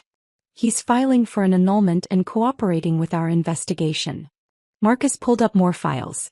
Which means Vanessa's relationship with Brian is bigamy on top of adultery. Any claims she might make about relationship damages or emotional harm are void. She was committing crimes the entire time. Where's Brian now? I asked. Still at the hotel downtown, Marcus said. Making dozens of phone calls, to attorneys, to Vanessa, to friends. He doesn't know about the pregnancy lie yet. Vanessa's been avoiding his calls since Monday afternoon when she realized there's no money to access. She's cutting him loose. Of course she is. He's useless to her now. Amanda closed her laptop. We're building criminal cases against both of them, but Vanessa's the primary target. She's the architect, the planner, the one with the pattern of behavior. Brian's the tool she used. That doesn't excuse what he did, but legally the conspiracy charges will stick much harder to her. I thought about Brian, manipulated into manipulating me, both villain and victim of the same woman. What happens to him? That depends on his cooperation, Amanda said. If he provides testimony against Vanessa, details about her planning and instructions, we might recommend reduced charges. Maybe probation instead of prison time. If he refuses to cooperate, he faces the full weight of identity theft, fraud, and conspiracy charges alone. Could be 5 to 7 years. He won't cooperate, I said quietly. He's too proud to admit he was played. He'll convince himself it was all his idea, that he was in control the whole time. Then he'll go to prison, Marcus said simply. That afternoon Maria called. Jessica, we're organizing a meeting tonight at the Morrison Street Community Room. All of your father's tenants. We want to talk to you about something important. I arrived at 6 p.m. to find the room full. 23 people, ranging from elderly Curtis to the young Johnson family with their toddler Emma. They'd brought food, casseroles, cookies, fruit, and arranged chairs in a circle like a support group. Maria stood up as I entered. We know you're going through something terrible. We know about the divorce, about the man your father tried to warn you about. We wanted you to know, we're here for you. Whatever you need, however we can help. Curtis stood next, his voice gruff but warm. Your daddy took care of us for decades. Never raised rent unfairly. Fixed things himself to keep costs down. Treated us like family, not tenants. Now it's our turn. We take care of Jason's daughter. That's how family works. The Johnsons spoke next. We've been documenting everything at the 4th Street property. The vape shop Brian allowed, the lease violations, the problems he caused. We've got photos, dates, witness statements from neighboring businesses. Whatever you need for the legal case, we've got it. One by one, tenants shared stories I'd never heard. Dad helping families through job losses. Waiving rent during medical emergencies. Showing up with groceries when someone was struggling. Fixing cars, babysitting grandkids, attending graduations and weddings. He never told me any of this, I whispered. Maria smiled, tears in her eyes. Your daddy wasn't the bragging type. He just did what needed doing. But now you understand what you inherited. Not just buildings, Jessica. Community. People who love this family. People who want to help you the way Jason helped us. I cried in that community room, surrounded by strangers who felt more like family than my own husband had. These were the people Dad had built relationships with. The lives he'd touched. The legacy that mattered more than any property value. I'll take care of you, I promised. The way Dad did. Nothing changes. The buildings stay affordable, the repairs get done, the community stays together. They applauded. Curtis handed me a cardboard box filled with cards, letters, photos spanning decades. For when you doubt yourself, he said. For when you forget who your daddy was and who raised you. Remember this. Remember us. Wednesday evening, I was back at the hotel when someone knocked on my door at 9 p.m. I looked through the peephole. Brian looking terrible. Unshaven, red eyes, wrinkled clothes like he'd slept in them. I opened the door with the chains still on. What do you want, Brian? Please. Just 5 minutes. I need to talk to you. Against my better judgment, I let him in. He sat on the edge of the bed, head in his hands, the picture of defeat. I messed up. I know I messed up. Vanessa played me. The pregnancy was fake. Did you know that? I know. She's not answering my calls. Her attorney sent me a cease and desist letter. She's claiming I harassed her, that the fraud was all my idea, that she's a victim. She's throwing me completely under the bus. I sat in the chair by the window, keeping distance between us. What did you expect? I don't know. I thought. He looked up, and for a brief moment I saw the man I'd married 7 years ago. Young, hopeful, full of dreams that never materialized. I thought your dad's money would fix everything. My failures, our problems, all of it. I thought if I could just access those properties, I could turn my life around, prove I wasn't worthless. So you committed fraud. Served me divorce papers at my father's funeral. Conspired with your mistress to steal my inheritance. When you say it like that. That's what you did, Brian. He started pacing. I know I can't fix this. I know you hate me. But Jess, they're going to arrest me. The prosecutor called my attorney. Identity theft, fraud, conspiracy. I could go to prison for years. You should have thought about that before opening credit cards in my name. I'm sorry. I'm so sorry. If I could take it back. But you can't. Sorry doesn't fix anything. He moved toward me, desperate. What if I testify against Vanessa? Give them everything she said, everything she planned? Will that help? Will you ask them to go easier on me? I looked at this man I'd shared 7 years with and felt nothing but tired. I'm not asking anyone to do anything for you, Brian. You made your choices. Now face the consequences. So that's it? You're just going to let me go to prison? I'm going to let the justice system do its job. He left without another word. I locked the door, feeling nothing. No satisfaction, no sadness. Just relief that it was finally over. Marcus called minutes later. Brian just left. Did he threaten you? No. He begged. It was pathetic. Good. Hotel security recorded the conversation. Hallway camera caught audio. He admitted to the fraud, admitted Vanessa manipulated him. Amanda will use that. I hung up and opened my laptop. Started researching property management courses, tenant rights laws, everything I'd need to know to run Dad's empire properly. The revenge was working. But that wasn't enough anymore. I had a legacy to build. Thursday morning, I was at a coffee shop near the hotel researching nonprofit incorporation procedures when Amanda called. We're moving forward. Arrest warrants signed this morning for both Brian Morrison and Vanessa Chin. Brian will be picked up this afternoon at his hotel. Vanessa's proving more difficult. She left town Tuesday night, but we've got alerts at airports and border crossings. We'll find her. My coffee went cold in my hands. This was really happening. When will I know? You'll know. Trust me, you'll know. By 3 p.m. my phone started buzzing nonstop. Text messages from people I barely knew. Missed calls from numbers I didn't recognize. I finally answered one. Sharon from the hospital billing department. Jessica. Oh my God, are you okay? It's all over the news. Your husband was arrested. They're saying fraud, identity theft, conspiracy. Is it true? I turned on the television in my hotel room. Local news, breaking story banner across the bottom of the screen. Brian Morrison, 34, was taken into custody this afternoon at a downtown hotel on multiple charges including identity theft, credit card fraud, and conspiracy to commit fraud. Morrison is accused of opening fraudulent accounts in his wife's name and conspiring with real estate agent Vanessa Chin to defraud his late father-in-law's estate. They showed footage of Brian being let out of the hotel in handcuffs, head down, refusing to look at cameras. He looked smaller somehow. Defeated in a way I'd never seen. The news anchor continued.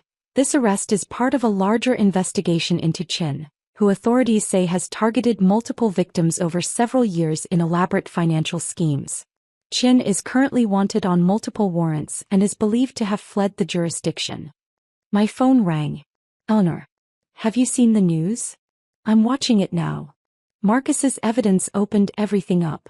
Thomas Bradley's family heard about the arrest, came forward with their story. They're pushing for charges related to his death. Elder abuse, fraud, whatever will stick. David Park filed a civil suit this morning seeking to recover the $1.2 million Vanessa took in his divorce. The whole pattern is unraveling. I sat on the hotel bed watching my husband's arrest play on loop on 3 different news channels. Brian's attorney called me an hour ago, Eleanor continued. He's already negotiating a plea deal. Wants to offer full testimony against Vanessa in exchange for reduced charges. He's scared Jessica. Looking at serious prison time, and his attorney knows cooperation is his only path to a lighter sentence. Will he take it? Probably. Pride only goes so far when you're facing 7 years in prison. My guess is he'll serve 2 years, maybe 18 months with good behavior. Vanessa's another story. Have they found her? Not yet. But they will. She made a mistake leaving. It adds flight risk to the charges, makes bail nearly impossible. When they catch her, she's looking at 10 to 15 years minimum. The news switched to another story. I turned off the television. Eleanor, is it really over? The criminal proceedings are just beginning. But for you? Yes. The divorce will be finalized uncontested within 30 days. Brian has no claims to anything. Your father's estate is completely secure. You're free, Jessica. Free. The word should have felt triumphant. Instead it felt strange, almost hollow.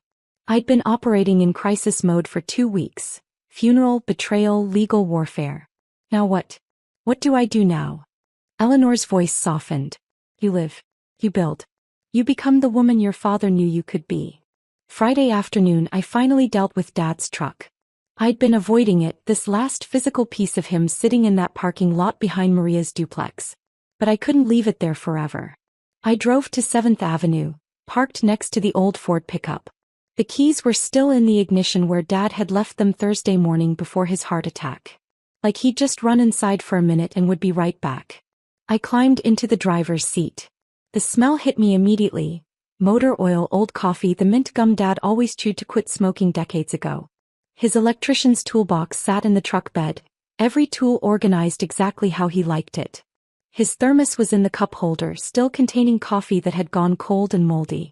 I opened the glove compartment looking for the registration, needing to transfer the title. Insurance papers, a flashlight, his union card, and another envelope. My name written on it in Mom's handwriting. My hands shook as I opened it. The paper was yellowed, the edges soft with age. Mom's handwriting, distinctive and careful. Jessica, if you're reading this, I'm gone and you found the truck. Good. I wanted you to have one more thing from me, something I couldn't put in the official letter your father will give you. Your mother and I started buying properties right after she was diagnosed. She had 6 months, the doctor said. She made it 18, fighting every day. During those months she made me promise things. She said, Jason, we need to protect our baby girl. Build something that lasts. Build something nobody can take away from her. Every property I bought, I thought of your mother. Every repair I made myself, every tenant I helped, I was keeping my promise to her. She never got to see what we built, but she started it. The Morrison Street building? That was her idea. She saw the neighborhood changing, saw families who needed affordable housing, saw potential everyone else missed. The duplex on 7th Avenue where Maria lives? Your mother picked it out 3 days before she died. She was so weak she could barely walk, but she insisted we drive by it. She said, that will help someone, Jason. Buy it. She never got to see it renovated, but she knew it would matter. You inherited more than money, kiddo. You inherited your mother's vision and my stubbornness. Use them both. Build something that matters. Help people the way we tried to help you. And remember, we're always with you. Every building, every brick, every tenant who says thank you. That's us watching over you. I love you, Jessica. Mom loves you. Make us proud. Dad. I sat in that truck in a parking lot on a Friday afternoon and cried. For Dad. For Mom. For the family that had protected me even from the grave. For the legacy I'd almost lost and the responsibility I'd just inherited. 3 months passed. The initial chaos settled into routine. The divorce was finalized in October. Uncontested, quick, final. Brian pleaded guilty to identity theft and fraud charges, was sentenced to 2 years in minimum security prison. Vanessa was found in Arizona trying to board a flight to Mexico, was extradited back, and was currently awaiting trial with bail denied. The news cycle moved on. People stopped asking me about it. Life returned to something resembling normal, except nothing was normal anymore. I sat in Eleanor's conference room on a cold November morning with a purpose that had nothing to do with revenge or legal battles. I want to create a foundation, I told Eleanor. In my parents' names. The Jason and Sarah Hart Foundation for Financial Empowerment. I'd spent 3 months researching nonprofit structures, talking to financial advisors, consulting with people who ran similar organizations.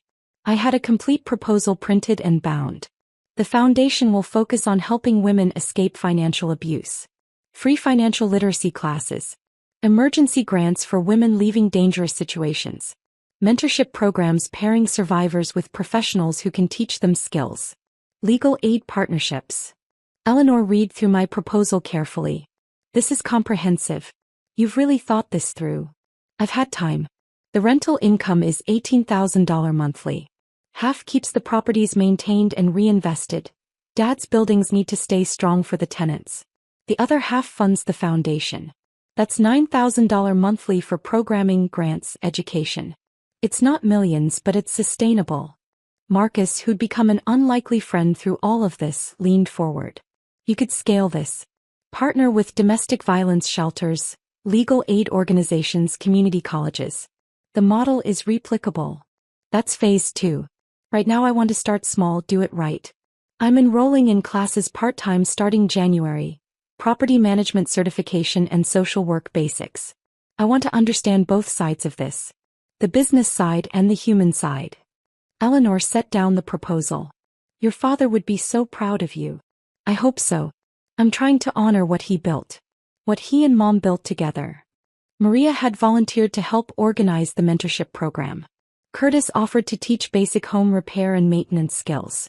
Practical knowledge that helped people save money and feel capable.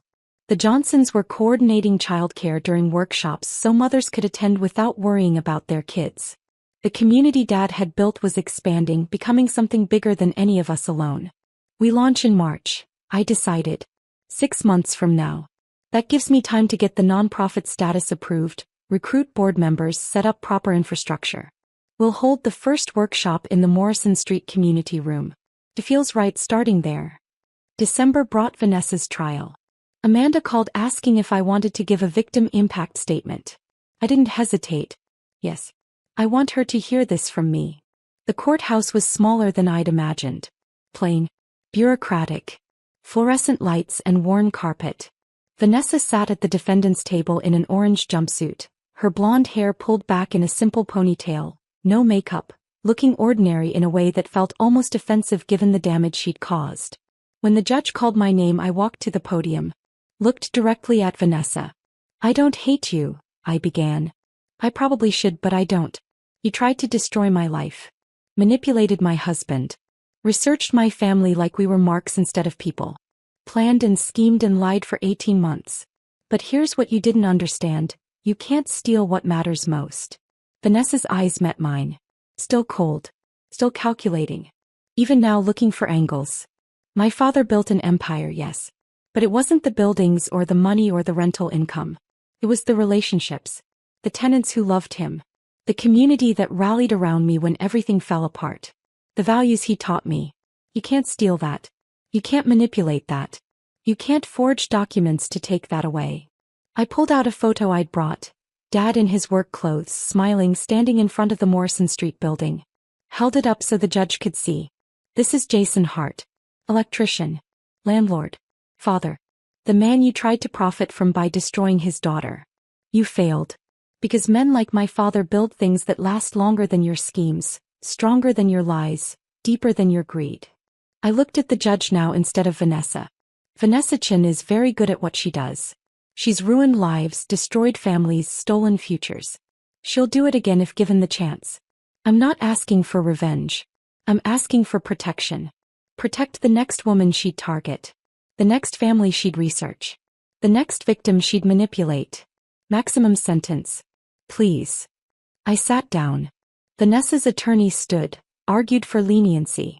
Claimed his client had been abused herself, was a victim of her own circumstances, deserved compassion. The judge listened impassively, then delivered the sentence. Ms. Chen, you've demonstrated a clear pattern of predatory behavior spanning multiple years and multiple victims. You've shown no remorse, no acceptance of responsibility, no indication you would behave differently if released. You are a danger to vulnerable people. I'm sentencing you to 12 years in state prison with mandatory restitution to all identified victims and a lifetime ban from any real estate licensing or financial services work." Vanessa's face crumpled. For the first time she looked genuinely afraid. Bailiffs led her away in handcuffs. I felt nothing but relief. Not triumph. Not satisfaction. Just the quiet relief of a door finally closing. Outside the courthouse, Marcus waited on the steps. "How do you feel?" "Like I can breathe properly for the first time in months. It's finally over." I shook my head. "Dad won this. He set everything in motion. I just showed up and signed papers where he told me to." Marcus smiled. "You did a lot more than that. You honored his legacy. You're building something he'd be proud of. That's not just winning. That's transformation." We walked to the parking lot together. The December air was cold, clean, promising snow. I had a property management class to get to, then a meeting with the nonprofit lawyer about the foundation paperwork. Dad's truck was gone. I'd donated it to a vocational program that taught young people auto mechanics. But his legacy was everywhere. In the buildings he'd bought. The tenants he'd helped.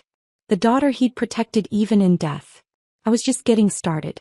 6 months after Vanessa's sentencing, I stood at the front of the Morrison Street community room watching 40 women file in for the first workshop of the Jason and Sarah Hart Foundation.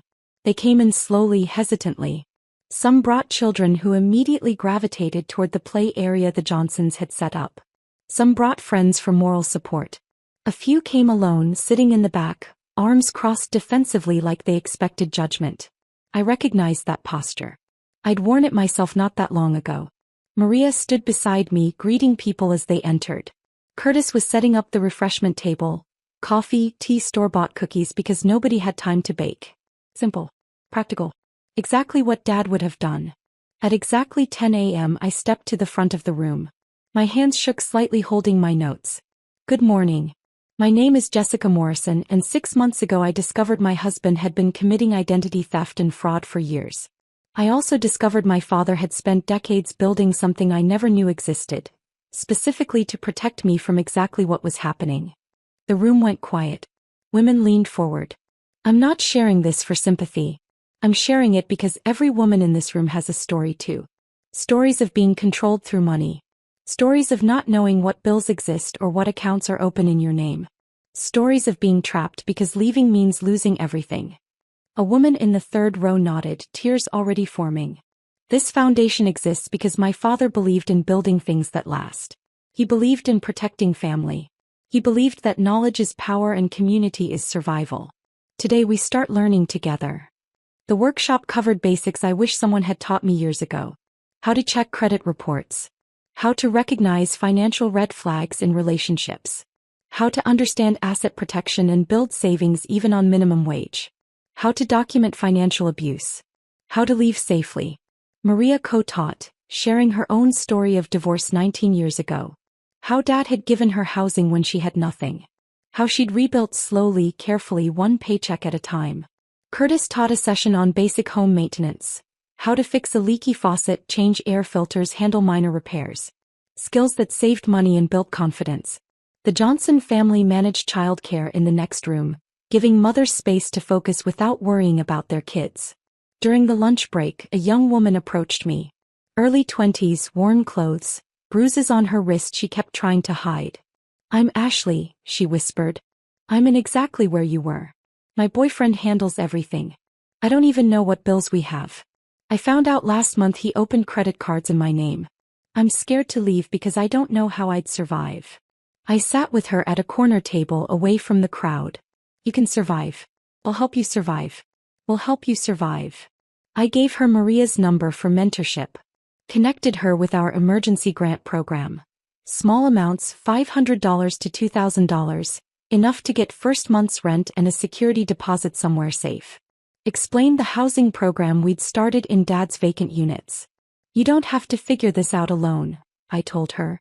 "That's the whole point. None of us do this alone." By the end of the day, 37 women had enrolled in our ongoing program. 3 had requested emergency grants. 2 were moving into the foundation housing units next week. 5 had exchanged phone numbers, forming their own support network. Curtis pulled me aside as we cleaned up. Your daddy's watching this. Smiling so big right now. I hoped he was right. In March, I'd left the house on Maple Street. Couldn't stay there anymore, surrounded by memories of a marriage that had never been real. Instead, I moved into a vacant apartment in the mixed-use building downtown. Dad's building, now my building. Second floor. 1 bedroom. Nothing fancy. But it was mine. Truly, completely mine. I furnished it slowly from thrift stores and tenant donations. Maria gave me her old kitchen table when she upgraded. Curtis built me bookshelves from reclaimed wood. The Johnsons helped me paint the walls a soft blue I'd always wanted but Brian had said was too bold. I hung photos everywhere. Mom and Dad on their wedding day. Dad in his work truck. Mom holding baby me in the hospital. The family I came from.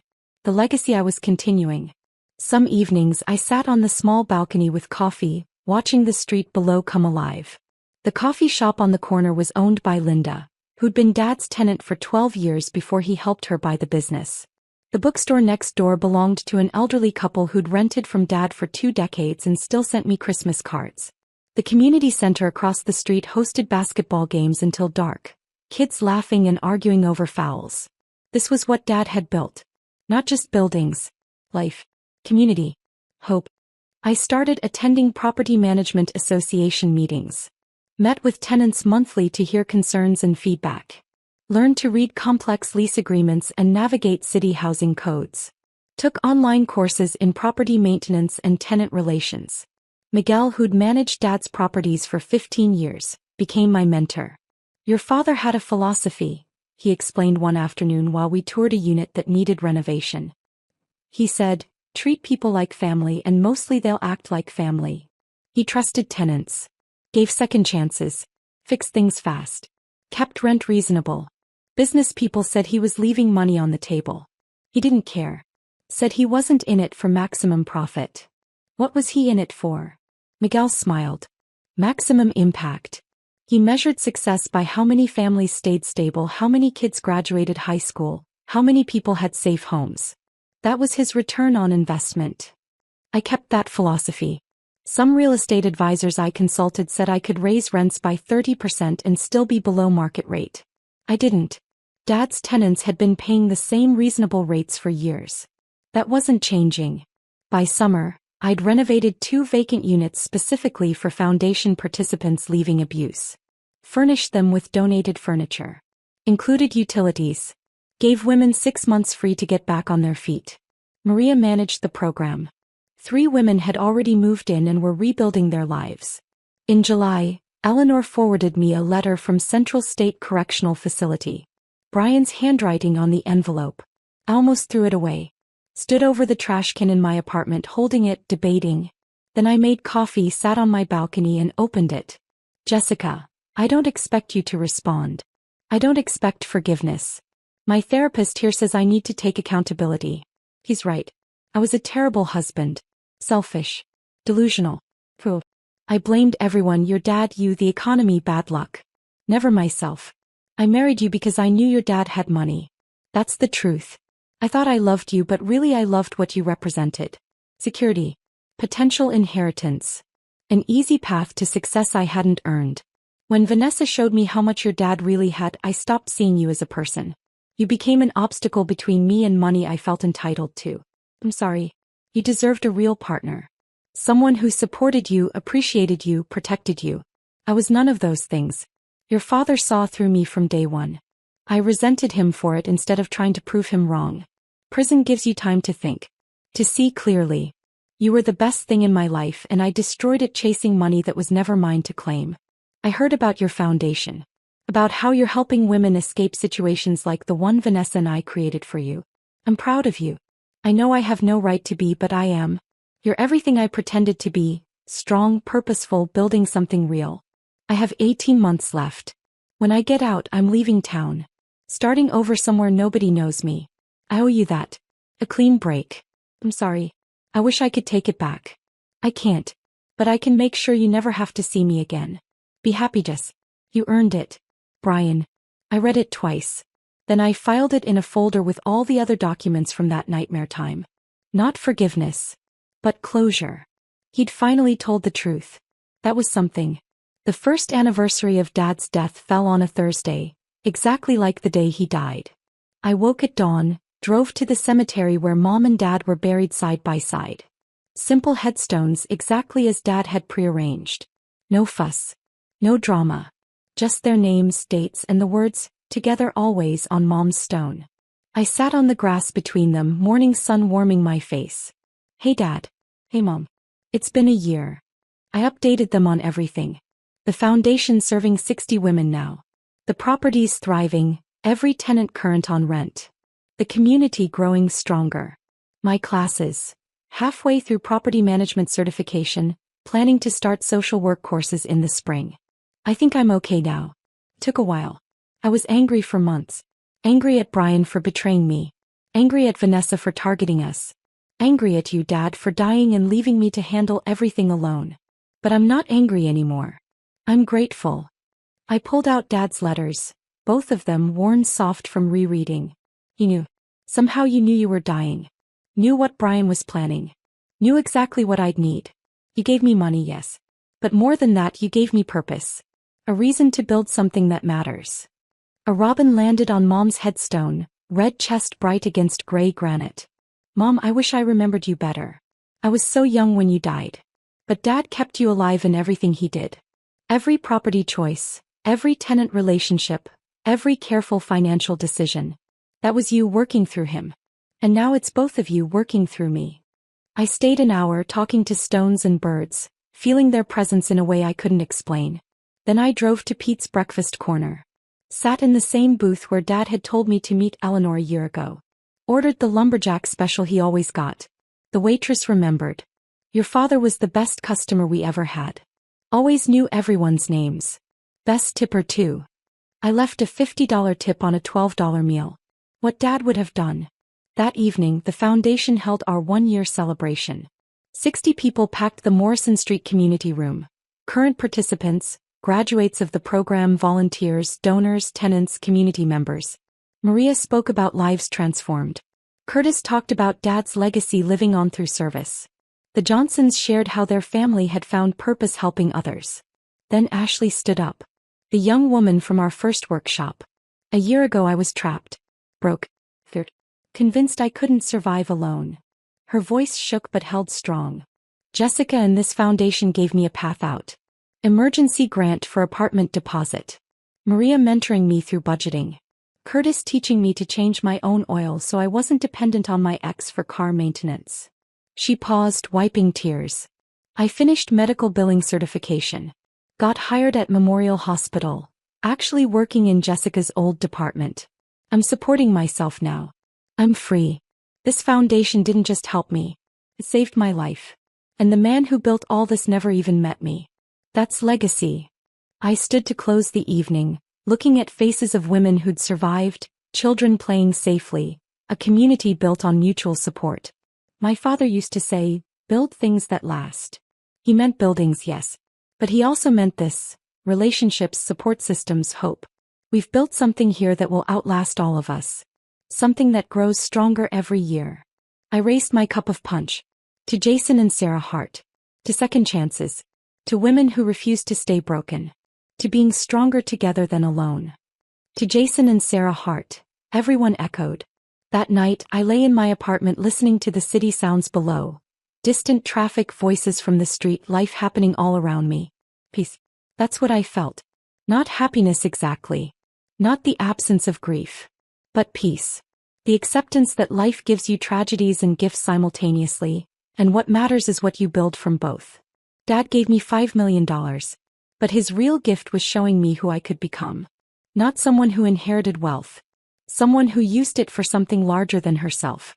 I fell asleep thinking about tomorrow's property inspection. Next week's workshop. Next month's tenant appreciation dinner. The life I was building, brick by brick, relationship by relationship. Exactly how Dad had taught me without words. The revenge I'd gotten wasn't destruction. It was reconstruction. Brian and Vanessa tried to bury me. They planted me instead.